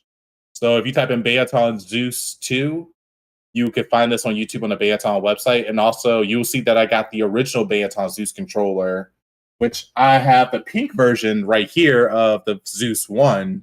That is already reviewed on my YouTube channel. And the one that hasn't been... And this is called the what? This is Big 1's Blitz controller. So this is for Big One. Big One. Okay. Blitz. This is the control. This is the pro controller that works for PC and Nintendo Switch. And one of the biggest things is it comes with a charging dock, as I can see on the box. And this actually has the ability to wake up your Switch, which is apparently a really big deal for Nintendo Switch players when it comes to these pro controllers. So you can stay docked, you don't gotta get up. You pick up the controller and start playing. Yes, Okay, yes. I don't know. I don't know why that's like a big deal for Switch players, but apparently a lot of these pro controllers can't wake up Switches. You don't have a console, so you don't understand. You're a PC snob. Like, you don't understand the power of pressing the power button. I mean, I just press the power button on my computer. So your PC, you gotta put the password in. Then you gotta log in. You gotta hook them up with that. You gotta hook them up with a link there, Nappy. Yeah, I got you. I'm actually working on that right now. I'm grabbing that link because good old friend Amazon sent me the controller for free. So thank you, Amazon, for sending me these free controllers. I already got like 7. That's how I got like 7 of them. But I'm about to drop this link right to him so he can get this for himself. Also, the buttons are mechanical. Nice. Clicky. Yes, mechanical keys are starting to become the way to go, I notice. If you guys haven't, you guys can definitely try mechanical keys. For my Xbox controller, I'm planning on modding this controller to add mechanical keys to this because I already modded my PlayStation controller and I love mechanical clicks. So yeah, it's coming. Yeah, mechanical keys is becoming the thing for controllers. Oh, I'm a part of Amazon Vine program. I basically get products from Amazon to review. That's how that works. So, so that's how that works. But here you go. It's in the little chat thing. Just to Amazon link, and you can get the controller for yourself. But besides that, my outro's been way too long. Find me on YouTube. You can find me on Twitter. Just send me messages, or if you have any questions about controllers, just go ahead and send to me. I will gladly answer them to the best of my ability. Yeah, you got to make And sure also, how you get these free controllers, because they're actually a part of the affiliate program. They want. Oh no, I told them Amazon Vine. Amazon Vine is the program I'm part of. Amazon Vine, right? Yes. That's and with that, that's how you get the free shit. That yeah, and with that being said, that keep going zooming in and out. He got that off of Amazon Be- Vine too. He got the yeah, actually, I did get a hot camera. sauce too off of Amazon Vine for free. They actually we're trying to sell some like hot sauce on Amazon Vine. It was like some random company. Never heard of. But yes, this webcam I got from Amazon Vine. Actually, I got 2 more of these webcams here in these bags. These headsets are from Amazon Vine. I got a second pair of headset from Amazon Vine. These are like $100 headphones. So, you know, I'm not gonna hold you up. Enjoy your chicken. Turn that camera off. People want to watch me, man. You know, and we'll get Jubei's outro. We'll get Jubei's outro. I'll click on Jubei. Give Jubei the full screen treatment. You know, fair people having to watch the man eat. Jubei, where can you find you? Yeah, Yeah, you can man. find me at Jubei X Sensei on gaming platforms, Jubei Sensei everywhere else, including Twitter again. If you didn't know, I got my main profile back. Yeah, I will be hopping back into Final Fantasy 16. I'm probably gonna do a little bit of TV calibration tonight. Every time Samsung releases an update, I gotta go in and fix some shit. So, fun Same. times, fun Same with fucking me. times. But yeah, be on the. TVs ain't so smart, huh? Nah, it's Samsung. They are fucking atrocious with firmware. It's trash. Not as bad as Sony. Oh, where'd you post that link at, Nappy? It didn't end up in the chat. He It probably did. hit the enter button. Oh, it's He probably just hit the hot no. button. It is absolutely not in this YouTube chat. No, I did. I put it in the YouTube chat twice. Is it blocked? It's not there. You know what? Throw it in general chat. I'll figure it out. I got you. I'm gonna throw it in general chat. All right, and as for boy Pharaoh, you can find me on Twitter at Pharaoh Bizarre. Arguing with people about weird Sony stuff, like the fact that they don't make good superhero movies, and what else did I argue about? Oh, that Microsoft co-developed Ori. That was hard. But yeah, you find me on Twitter. I'm doing and yeah, anywhere you like to watch streamers at the Land of Pharaoh. I'll probably be back up streaming sometime towards the end of July. Just enjoying my summer. And really the only day I really feel like giving internet. Yeah, you'll see me closer to the ball. But yeah, guys, thank you for coming through and getting more weekly dose of that vitamin D. I'm on the outside looking in.